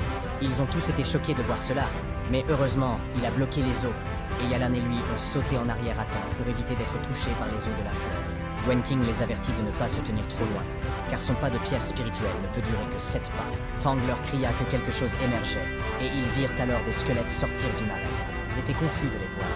Mais soudain, un monstre émergea du marais, avec des yeux immenses et divers squelettes de bêtes, ce qui lui fit se demander s'il s'agissait de la véritable forme de la fleur. Yalan suggéra que toutes les bêtes démoniaques qu'il n'avait pas vues en chemin avaient été séduites par elle et étaient devenues sa nourriture. Soudain, il vole vers elle, ce qui pousse Wenking à lui crier d'esquiver, ce qu'elle fait, ainsi que Yan. Wenking leur a crié de ne plus se battre, mais de cueillir la fleur et de s'en aller. Il a répondu qu'il savait ce qu'il fallait faire et a tailladé les os qui l'attaquaient, tout en disant à Wenking qu'il jugerait par lui-même. Il a ensuite brandi son épée en direction du monstre, lui criant de se coucher et l'a frappé avec sa lame de blizzard. La créature tomba lentement sous l'effet de son attaque, et il utilisa son pouvoir pour arracher la fleur de sa tête, qui se mit à rouler en s'approchant de sa main. Se rendant compte que la fleur avait disparu de sa tête, la créature devint plus agressive, balançant continuellement ses os autour d'eux. Tang, qui protégeait Wenking, cria que les attaques devenaient de plus en plus fréquentes. Yalan, faisant de son mieux pour soutenir Yan, les informa que les attaques étaient puissantes. Elle pensait que puisqu'ils avaient obtenu la fleur, ils devaient évacuer rapidement. C'est alors qu'elle sentit la pierre sur laquelle elle se tenait se fissurer, ce qui la fit reculer sous le choc. Tang, très mordant, cria que Yalan allait tomber et demanda à Wenking de construire immédiatement une autre marche de pierre spirituelle. Cependant, Wenking répondit qu'il était trop tard et qu'il ne pourrait pas le faire. Yin utilisa sa vitesse d'attaque décuplée et la chevaucha pour attraper Yalan à temps. Il lui a donné la fleur en lui disant de la tenir, ce à quoi elle a répondu D'accord. Il utilisa ensuite sa technique d'épée lumineuse et la balança vers la créature, provoquant une forte explosion. Yalan le regarda timidement, mais il sauta rapidement sur les marches de pierre spirituelle pour retourner sur Terre après l'avoir vaincu. Ils atterrirent en toute sécurité sur le sol, et Tang serra immédiatement Yalan dans ses bras, lui disant qu'elle l'avait vraiment effrayé tout à l'heure, mais qu'heureusement, elle allait bien. Wenking s'excusa auprès de Yalan, expliquant qu'ils étaient trop éloignés l'un de l'autre. Le démon avait donné un autre coup désespéré avant de mourir, et la puissance de cette attaque était si grande qu'il avait dû la repousser avant de pouvoir créer le pas de pierre spirituel pour elle. Heureusement, Ian la sauva avant que cela ne devienne une erreur fatale. Wenking a ensuite attrapé la fleur et, en souriant, a dit à Yalan que c'était une bonne chose que la mission ait été accomplie avec succès. Avec la fleur d'érosion, ils pourraient retourner remettre leur mission. C'est alors que Yan saisit la main de Wenking, l'accusant de montrer son vrai visage après avoir fait semblant pendant si longtemps. Wenking lui demanda ce qu'il entendait par là, et Yan répondit que si c'était Yalan qui avait obtenu la fleur parmi eux deux, alors la marche de pierre spirituelle qui n'avait pas pu être créée à temps aurait été celle qui se trouvait sous ses pieds. Il a accusé Wenking d'avoir un plan en 3 étapes. D'abord, faire prendre le risque à 2 d'entre eux sur 3 de cueillir la fleur, puis profiter de l'occasion pour se débarrasser de l'un d'entre eux. Deuxièmement, il a choisi la plus faible pour rester à ses côtés et le soutenir, dans le but de la tuer pendant le chaos qui s'ensuivrait. Tang l'interrompit, lui demandant de quoi il parlait, mais il a poursuivi en affirmant que le dernier plan de Wenking consistait à tuer la dernière personne qui aurait perdu une grande partie de son pouvoir spirituel après la bataille, et à s'emparer de la récompense de la mission. Wenking a répondu qu'il était surpris par ses commentaires, et a demandé à Yan ce qu'il entendait par « le tuer », alors qu'il était au bord de l'enfer depuis le début. Soudain, Tang cracha du sang et Yalan ressentit une vive douleur dans la poitrine. Wenking a dit à Yan qu'il avait voulu l'éliminer en tant que rival potentiel avant la compétition des disciples d'Intersect.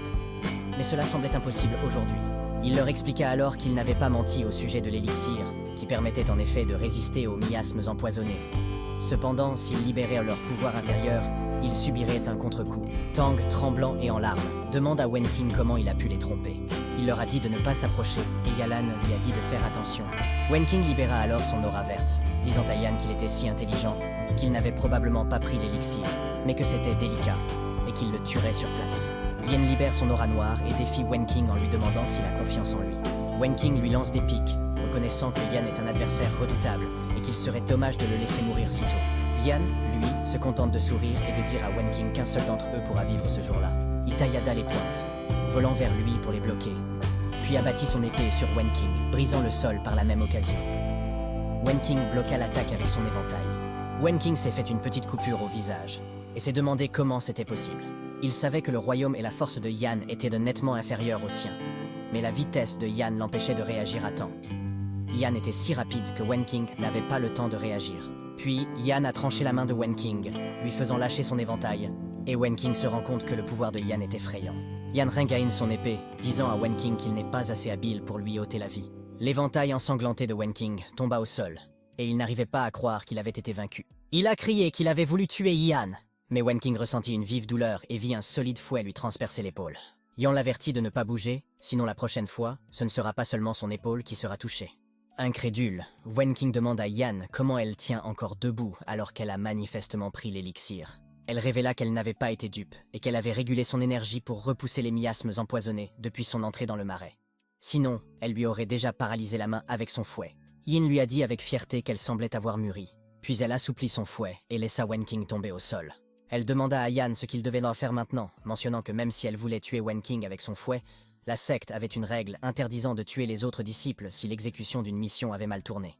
Wenking, qui tentait de se lever en tremblant, riait tout seul en pensant que même s'il faisait une scène devant les diacres et les anciens, il n'avait qu'à prétendre que c'était eux deux qui essayaient de s'emparer des récompenses de la mission et de l'accuser faussement. Il croyait pouvoir échapper à la mort et pensait que tout irait bien tant qu'il survivrait, prêt à saisir l'occasion de manœuvrer avec les anciens et de se relever à l'avenir. Wenking regarda alors Tang qui souffrait, pensant que s'il disait encore quelques mots à cette stupide femme qu'est Tang Zayoru, elle lui obéirait lorsqu'elle se réveillerait. Yan saisit Wenking par le cou, lui demandant s'il réfléchit à la manière de se sortir de cette situation et s'il pense qu'ils n'ont pas de preuve de sa trahison. Voyant l'air troublé de Wenking, Yan lui serra le cou un peu plus fort, lui disant qu'il savait qu'il avait deviné juste. Il a ensuite lâché Wenking, lui disant que son plan parfait allait être ruiné par lui. Yin jette une pierre d'enregistrement devant Wenking, qui montre ce dernier, avouant avec confiance son sale plan. Wenking, en criant, demanda quand Yan avait commencé à enregistrer et réalisa qu'il était difficile d'obtenir une pierre d'enregistrement dans la secte.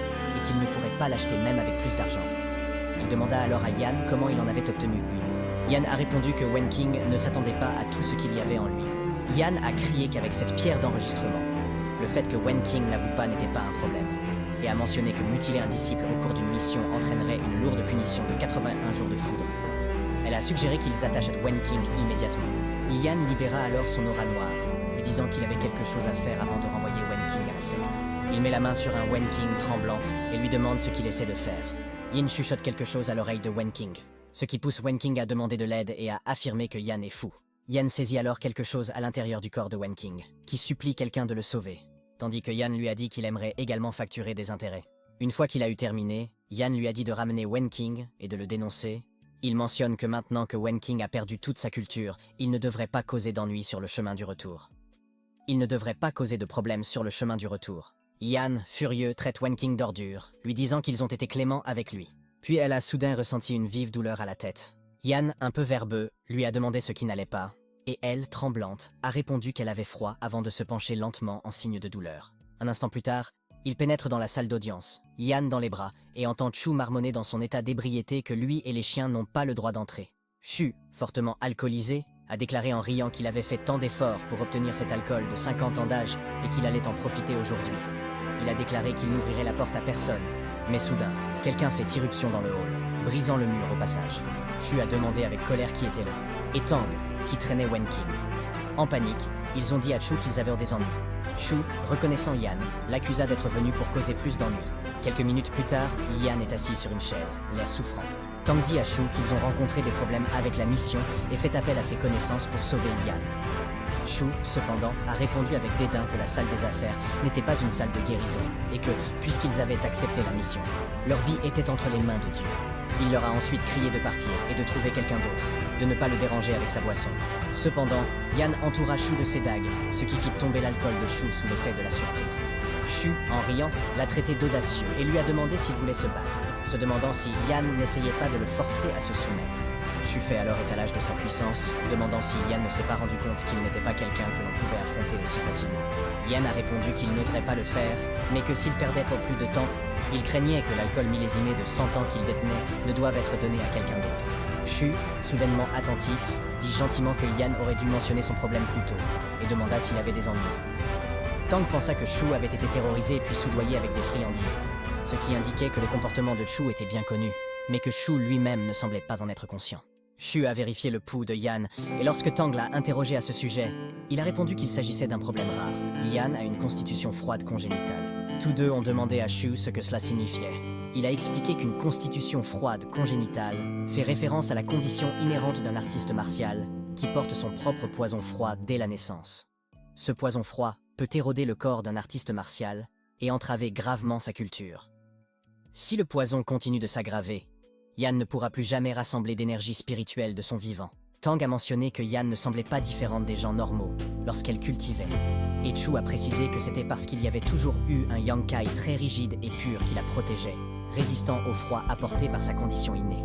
Chu, tout en buvant de l'alcool, a expliqué que Yang Kai devait être habilement contrôlé.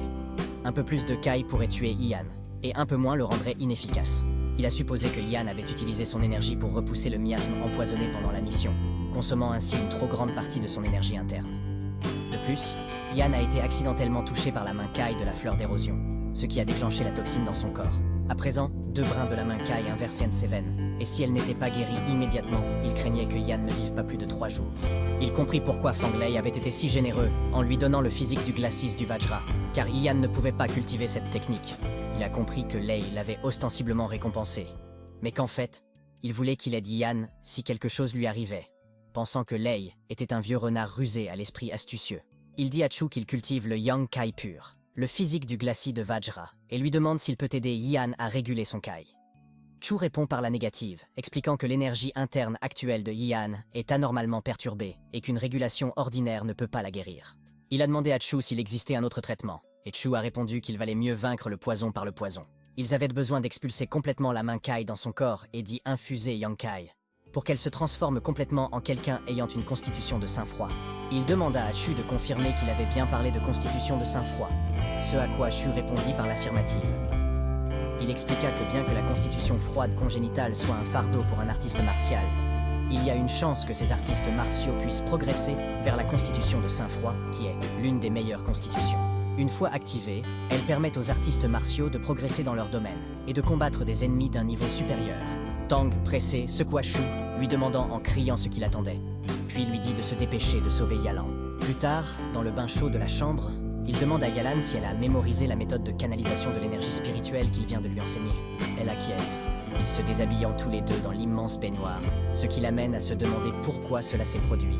Mais il décide de mettre sa question de côté, sachant qu'il est plus important de sauver Yalan. 4 jours plus tard, Yalan dort paisiblement dans son lit. Elle ouvre lentement les yeux et voit Tang devant elle. Tang lui demande si elle est enfin réveillée. Elle demande à Tang s'ils ne sont pas en mission et pourquoi ils sont là. Tang répond que le fiable Ye Yun les a renvoyés. Confuse, elle demande à Tang ce qu'il entend par fiable, alors qu'elle se souvient de ne pas avoir beaucoup apprécié Ye Yun lors de missions précédentes. Tang répond qu'elle pensait que Ye Yun parlait durement et sans gentillesse, mais qu'elle s'est ensuite rendue compte que c'était elle qui manquait de perspicacité. Ye Yun était simplement le talent précieux de l'insecte Kaiyu. Tang lui raconte également qu'après son évanouissement, Ye Yun l'a prise dans ses bras pour la soigner, même si Ye Yun avait encore froid. Tang se souvient que Ye Yun lui a dit qu'il l'avait guéri du poison, qu'elle devait donc emmener cette ordure avec elle et qu'il retournerait à l'insecte Kaiyu. Tang lui chuchote alors que 4 jours auparavant, Ye Yun a dit à Chu qu'il avait fini de canaliser son énergie et lui a demandé ce qu'il devait faire ensuite. Chu montra l'élixir de glace, qui peut activer l'énergie de la constitution du Saint-Froid à Ye Yun, et lui dit qu'elle irait bien si elle le prenait et régulait son énergie pendant 7 jours. Chu leur dit aussi qu'ils ont de la chance d'avoir le bon gars parce qu'il était le seul dans tout l'insecte Kaiyu à avoir cet élixir. Tang dit à Chu que c'est une bonne chose et qu'il devrait la sauver rapidement. Mais Chu demande à Tang si elle plaisante, et si elle pense vraiment qu'il est si gentil. Il lui dit ensuite que l'élixir de glace est très précieux et que s'ils le veulent, ils peuvent se donner 500 pierres spirituelles en échange. Tang dit à Chu que c'est beaucoup, car les disciples extérieurs ne peuvent obtenir que 10 pierres spirituelles par mois, et même les disciples intérieurs n'en obtiennent que 20 par mois. Mais Chu s'en moque complètement. Ye Yun jeta alors le sac contenant 1000 pierres spirituelles à l'intérieur et dit à Chu de prendre le reste comme argent pour boire, en guise de cadeau. Chu a ouvert le sac et s'est exclamé en riant qu'il était très beau. Puis Chu lui dit que, vu sa générosité, il était curieux de savoir quelle était sa relation avec Yalan, et il a répondu qu'il avait promis une faveur à quelqu'un, et qu'il devait donc naturellement la tenir. Après que Tang ait expliqué tout ce qui s'était passé, elle dit à Yalan que 500 pierres spirituelles étaient nécessaires pour traiter son état, et que Ye Yun les lui avait remises sans hésitation. De plus, Ye Yun a même doublé la somme. Elle n'avait jamais vu un homme aussi dévoué dans l'insecte Kaiyu, ce qui rend Ye Yun vraiment précieux. Yalan dit à Tang qu'elle comprend et qu'elle devra rendre l'appareil à Ye Yun, reconnaissant que l'isolateur est si précieux et que Ye Yun est si généreux.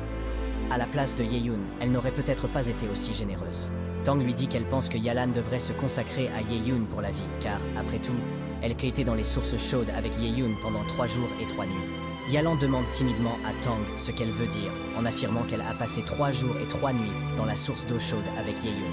Puis, prise de vertige, elle se serre le visage dans sa couverture, ce qui fait paniquer Tang qui lui dit de ne pas s'évanouir parce que Chu a dit qu'elle devait réguler son énergie pendant encore 7 jours. Pendant ce temps, quelque part dans l'insecte Kaiyu, un homme demande à Fang s'il dit la vérité et Fang répond oui en toute confiance. Il lui explique alors que le disciple Ye Yun est arrogant depuis qu'il a rejoint la secte et qu'il a le soutien de Q. Ye Yun a malmené d'autres disciples, a exploité sans raison leurs biens et a emporté des trésors qu'ils avaient accumulés pendant des décennies. Feng dit également à l'homme que Ye Yun remet directement en question sa position dans l'insecte Kaiyu.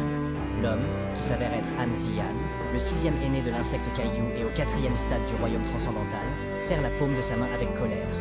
Il dit à Fang qu'il semble que Q ait été aveugle en acceptant un gamin aussi arrogant dans l'insecte Kaiyu. Fang informe Ziyan que Q, le 10e ancien, a été autorisé par leur maître, Qin, il y a 6 mois.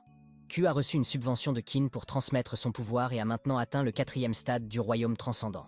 Ziyan dit à Fang de se rassurer, expliquant que la décision de Qin est simplement due à la gratitude de Q pour avoir sauvé la fille de Qin, Qin Yao. Il mentionne que Q n'est qu'un ancien nouvellement promu dont la position est instable, mais qu'il ose encore s'opposer à lui. Ziyan déclare également que c'est pour Ye Yun. Il veillera à ce que Ye Yun comprenne les conséquences d'une offense à la famille Han dans l'insecte Kaiyu, et Fang remercie Ziyan pour cette assurance. Fang pense en riant que l'avenir de Ye Yun dans l'insecte Kaiyu ne sera pas agréable. Le jour suivant, Ye Yun se promène dehors, contemplant le fait que cela fait 1 mois qu'il a rejoint l'insecte Kaiyu. Il se rend compte que sa force a augmenté lentement, probablement parce que son royaume a récemment progressé. Il pense que s'il veut faire un bond en avant en peu de temps, il doit trouver un autre moyen de le faire. Il entend alors un disciple parler à son ami d'une personne qui a gagné 4 matchs d'affilée ce jour-là à l'arène des gladiateurs. L'ami se montre intéressé et suggère qu'ils aillent en voir ce qui se passe. Ye-Yun se souvient que l'arène des gladiateurs est un lieu ouvert et équitable où, avant le début d'une bataille, les disciples peuvent parier des pierres spirituelles, des élixirs et des armes. Il se rend compte que c'est une bonne occasion d'acquérir des pierres spirituelles. Il décide d'être présent à coup sûr. Pendant ce temps, dans l'insecte Caillou, à l'arène des gladiateurs, les disciples s'affrontent sur la scène. Pourquoi? L'un des concurrents annonce à son adversaire qu'il a perdu. Lian Tianba, un grand maître de 4e niveau, jure, sachant que Wei et lui sont clairement au même niveau. Un disciple extérieur pense que Wei est impressionnant et qu'il est sur le point de remporter son 5e match consécutif. L'un des disciples extérieurs raconte à tout le monde qu'il a entendu dire que Wei a une sœur atteinte d'une maladie incurable. Afin de réunir l'argent nécessaire à son traitement, Wei a accepté de nombreuses missions d'assassinat. Après s'être fait de nombreux ennemis dans le monde martial, pourquoi n'a-t-il pas signe d'autre choix que de venir à l'insecte Caillou? Les autres répondent qu'il n'est pas étonnant qu'il n'ait pas peur de la mort. Il est désespéré. Ye-Yun, qui se trouve à l'arrière, se demande si c'est pour cette raison. Pendant ce temps, Wei dit à Tianba qu'il peut partir. Mais Tianba se contente de rire et lance des lames derrière Yi, le frappant. Il regarde en arrière, incrédule. Mais Tianba bondit vers lui disant que selon les règles de l'arène, à moins qu'un des deux camps n'admette sa défaite ou ne sorte du ring, l'affaire n'est pas terminée et que la tromperie est le meilleur ami du combattant. Il s'agenouille sur le sol en souffrant, sachant que c'est mauvais pour lui car il a été frappé avec une arme empoisonnée. Tianba frappe Yi au visage, le taquinant en lui disant de se défendre et en lui demandant s'il est arrogant comme avant. Tianba frappe continuellement Yi, lui demandant pourquoi il ne dit rien et s'il a peur. Puis Tianba traite Yi de poule mouillée et de faible, lui disant d'admettre sa défaite maintenant. Wei est à terre, vomissant du sang, et les disciples ne peuvent de plus supporter de regarder le combat tant il est éhonté. Cependant, un autre disciple dit aux hommes en colère que c'est ainsi que fonctionne l'arène. Tianba rassemble son aura pour former une arme dans sa main et dit à Yi que s'il ne parle pas, il n'a qu'à rouler hors de la scène. Puis Tianba lance à nouveau sa lame empoisonnée sur Yi. Soudain, Yi apparaît derrière Tianba, lui saisit l'épaule et le repousse d'un coup de pied. Tianba lui demande qui il est et Yi lui répond qu'il va plutôt se battre contre lui. Yi demande alors à l'homme assis à la table comment il peut défier Tianba. L'homme demande pourquoi s'il peut encore se battre et pourquoi il lève la main pour déclarer forfait. L'homme dit à Yi qu'à l'heure actuelle, Tianba possède un total de 160 pierres spirituelles et que si Yi veut défier Tianba, il devra mettre le même nombre de pierres spirituelles sur la table devant lui. Si Yi gagne, il pourra prendre directement toutes les pierres spirituelles de Tianba. Tianba dit à Yi qu'il a entendu parler de lui et qu'il est remarquable parmi les disciples extérieurs. Cependant, il conseille à Yi de ne pas participer à la fête de façon inconsidérée, sous peine de tout perdre, même ses sous-vêtements. Il dit simplement à Tianba qu'il doit admettre sa défaite maintenant ou qu'il n'aura plus aucune chance plus tard. Les disciples l'encouragent, lui disant qu'ils croient en lui et qu'il devrait donner une leçon à Tianba pour eux. Cependant, d'autres parient qu'il ne tiendra pas le coup et qu'il sera éliminé. Il dépose la même quantité de pierres spirituelles que Tianba sur la table de l'homme et lui dit qu'il est pressé et qu'ils doivent commencer.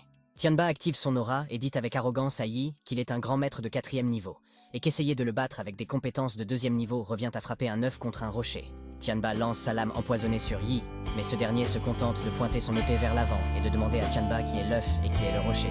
Puis, comme une lame d'air, Yi se déplace si rapidement que Tianba n'en croit pas ses yeux.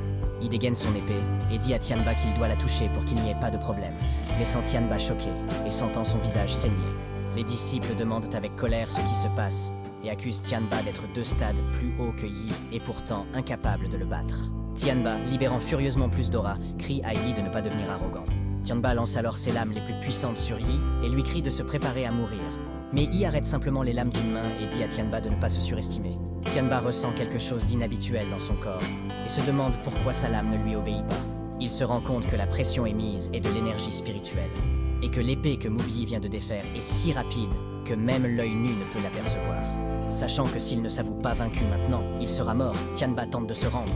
Mais Yi rejette les lames sur la bouche de Tianba pour l'arrêter et rappelle à Tianba qu'il lui avait dit qu'il n'aurait pas la chance d'admettre sa défaite, faisant comprendre à Tianba que c'était fini pour lui. Ensuite, Yi frappe le visage de Tianba contre le sol, brisant le sol en morceaux. Et Tianba pousse un cri de douleur, ce qui provoque une forte explosion. Les disciples se demandent ce qui vient de se passer, car ils ont à peine vu les mouvements de Yi-Hun. Yi-Un montre le visage détruit de Tianba et demande à l'homme comment ils doivent le juger, puisque Tianba s'est évanoui. L'homme, furieux, jette toutes les pierres spirituelles sur Yi-Un et lui dit qu'il a gagné, l'enjoignant de prendre toutes les pierres spirituelles et de partir rapidement. Yi dit à l'homme qu'il a combattu 5 rounds d'affilée et lui demande pourquoi il ne peut pas passer au round suivant. L'homme lui crie d'ouvrir les yeux et de voir par lui-même qu'il a brisé l'arène, se demandant de quel prochain tour Yi parle. Yi jette un coup d'œil au sol brisé, sachant qu'il n'a utilisé que 30% de sa force. Plus tard, Yi se promène dans la forêt lorsque quelqu'un l'arrête. Surpris, il lève les yeux pour voir pourquoi il est devant lui. Il demande pourquoi si le poison a été neutralisé et s'il est là pour le remercier. Mais pourquoi répond-il qu'il est là pour le tuer? Yi lui demande s'il est acceptable d'assassiner effrontément un disciple de la sorte, et s'il n'a pas peur des conséquences, mais pourquoi lui lancer une lame en disant que les sans-vie ne peuvent pas parler? Yi se penche à temps pour l'esquiver et lui dit qu'il ne peut pas le tuer avec ça. Puis, Yi retire son épée de son dos. Wai abatte son épée, disant à Yi qu'il n'a pas utilisé toute sa force dans l'arène auparavant, et qu'il devrait donc voir sa vraie force. Mais Yi saute facilement pour l'éviter, et apparaît derrière Yi, lui donnant une gifle. Wai regarde en arrière, confus, et Yi l'attaque avec son corps cristallin sans faille, frappant Yi par derrière et le projetant violemment. Les arbres sont détruits dans la foulée. Après avoir été projeté, Yi s'écrase durement sur le sol, et Yi lui dit que sa force est suffisante pour l'achever d'une seule gifle. Il se rend compte que c'est la première fois qu'il utilise la puissance spirituelle générée par son physique Vajra glacé, et il ne s'attendait pas à ce qu'elle soit aussi destructrice. Il comprend également que s'il la cultive jusqu'à la limite, elle sera encore plus puissante. Yi admet qu'il n'est pas aussi doué que lui et dit qu'il peut le tuer maintenant. Yi, cependant, s'interroge sur les raisons de ce choix et lui demande s'il a prononcé une dernière parole avant. Wai lui révèle que sa sœur se trouve à Ulun, le village de King Mu, et le supplie de lui donner toutes les économies qu'il a réalisées grâce à l'insecte Kaiju, mais de ne pas lui dire qu'il est mort. Wai lui dit alors qu'il peut agir, car il n'a aucun regret d'être mort de ses mains, mais il lui dit simplement qu'il peut partir, laissant Yi confuse et surprise. Wai lui demande s'il ne le tuera pas et pourquoi. Il répond qu'il n'a aucune raison, et que même s'il voulait le tuer à l'instant, cela ne veut pas dire qu'il va le faire maintenant. Il remarque alors qu'il lui serait facile de tuer Yi et demande si Yi ne pense pas la même chose. Yi rit fort et lui demande si cela signifie qu'il ne se soucie pas de lui, mais il lui dit simplement de penser ce qu'il veut. Il avertit alors sérieusement de se méfier du 6e ancien, Han Zayan, car c'est lui qui a payé Yi pour lui ôter la vie, le laissant surpris et reconnaissant de l'information. Le lendemain, dans un endroit désert, il est stupéfait par le nombre de trésors qui s'y trouvent. Il se rend compte que sans le rappel du système, il n'aurait jamais pu le trouver. Le système lui indique qu'après sa dévoration massive, il a gagné 3200 000 points d'expérience et le félicite d'avoir franchi la 3e étape du royaume des grands maîtres. Il sait qu'il y a actuellement 10 anciens dans la secte Kaiyun, qui restent rarement dans la secte. Ils ne se montrent que de leur propre initiative lors d'événements de grande envergure, comme la compétition de disciples intersectes. Et ils sont tous au-dessus du 4e stade du royaume transcendant. Il pense que s'il les classe en fonction de leurs compétences en arts martiaux, Han Zayan sera classé 6e, à la différence de Q, qui est classé 10e. Il note également que Zayan signifie être vicieux et égocentrique. Le système affiche une notification lui indiquant qu'il a détecté un trésor au sud. Il courut rapidement, conscient que son ennemi, cette fois-ci, ne devait pas être sous-estimé, et il savait qu'il devait améliorer ses arts martiaux rapidement, avant que son ennemi ne frappe à nouveau. Atterrissage sur une pierre, il fut choqué de voir une bête démoniaque de grade 5, le scorpion géant des sables, se battre avec les disciples. Il grogna furieusement contre les disciples, mais son attention fut attirée par quelque chose derrière le scorpion. Il se demande s'il ne s'agit pas d'un Dakara stramonium devant l'entrée de la grotte. Il savait que le Dachara stramonium était une herbe précieuse capable de ressusciter les morts. Et il pensait que ses disciples étaient revenus pour la fleur. Mais la bête démoniaque a mal compris, pensant qu'ils étaient revenus détruire sa grotte. Et c'est pour cela qu'elle les a attaqués. Chen Hu, un combattant de niveau 6 du royaume des grands maîtres, cria que l'attaque de la bête démoniaque était trop féroce et qu'elle ajustait rapidement sa position, les empêchant de s'approcher du Dakara stramonium. Lei Yuan, un grand maître combattant du royaume de stade 7, dit à son équipe qu'il craignait qu'il ne soit épuisé avant que la bête ne soit morte à ce rythme. Liu Mei, également grand maître combattant du royaume de niveau 7, suggéra à Yuan de se placer de part et d'autre et d'effectuer une attaque combinée à l'épée, exprimant son incrédulité quant au fait qu'il n'ait à ne pas pu tuer la bête ce jour-là. Puis, Yuan et Mei sautèrent ensemble pour une attaque combinée. Mais leurs attaques n'ont même pas effleuré la bête, les laissant incrédules devant l'inefficacité de leurs attaques. Soudain, une femme apparut et trancha la griffe du scorpion à temps pour protéger Yuan et Mei, ce qui fit hurler de douleur le scorpion. Il fut surpris par la rapidité de la dame et sa puissante technique d'épée. La femme, Lai Qingju, une combattante de niveau 9 du royaume des grands maîtres, dit à Yuan et Mei de ne pas baisser leur garde, et ils la remercièrent tous deux. Wang Gan, un combattant du royaume des grands maîtres de stade 8 et le chef du groupe. Il dit à ses juniors que leur maîtrise de l'épée s'est encore améliorée et qu'ils devraient unir leur force pendant que le scorpion est blessé. Un instant plus tard, les disciples combattaient ensemble le scorpion, Il remarqua que les 5 personnes portèrent les costumes de disciples de la secte Kai Yuan et étaient assez puissantes, le plus faible d'entre eux ayant atteint au moins le 6e stade du royaume de Grand Maître. Il se demanda s'ils étaient en mission pour la salle des affaires et pensa que c'était dommage, car il ne pouvait pas prendre le trésor sans réfléchir.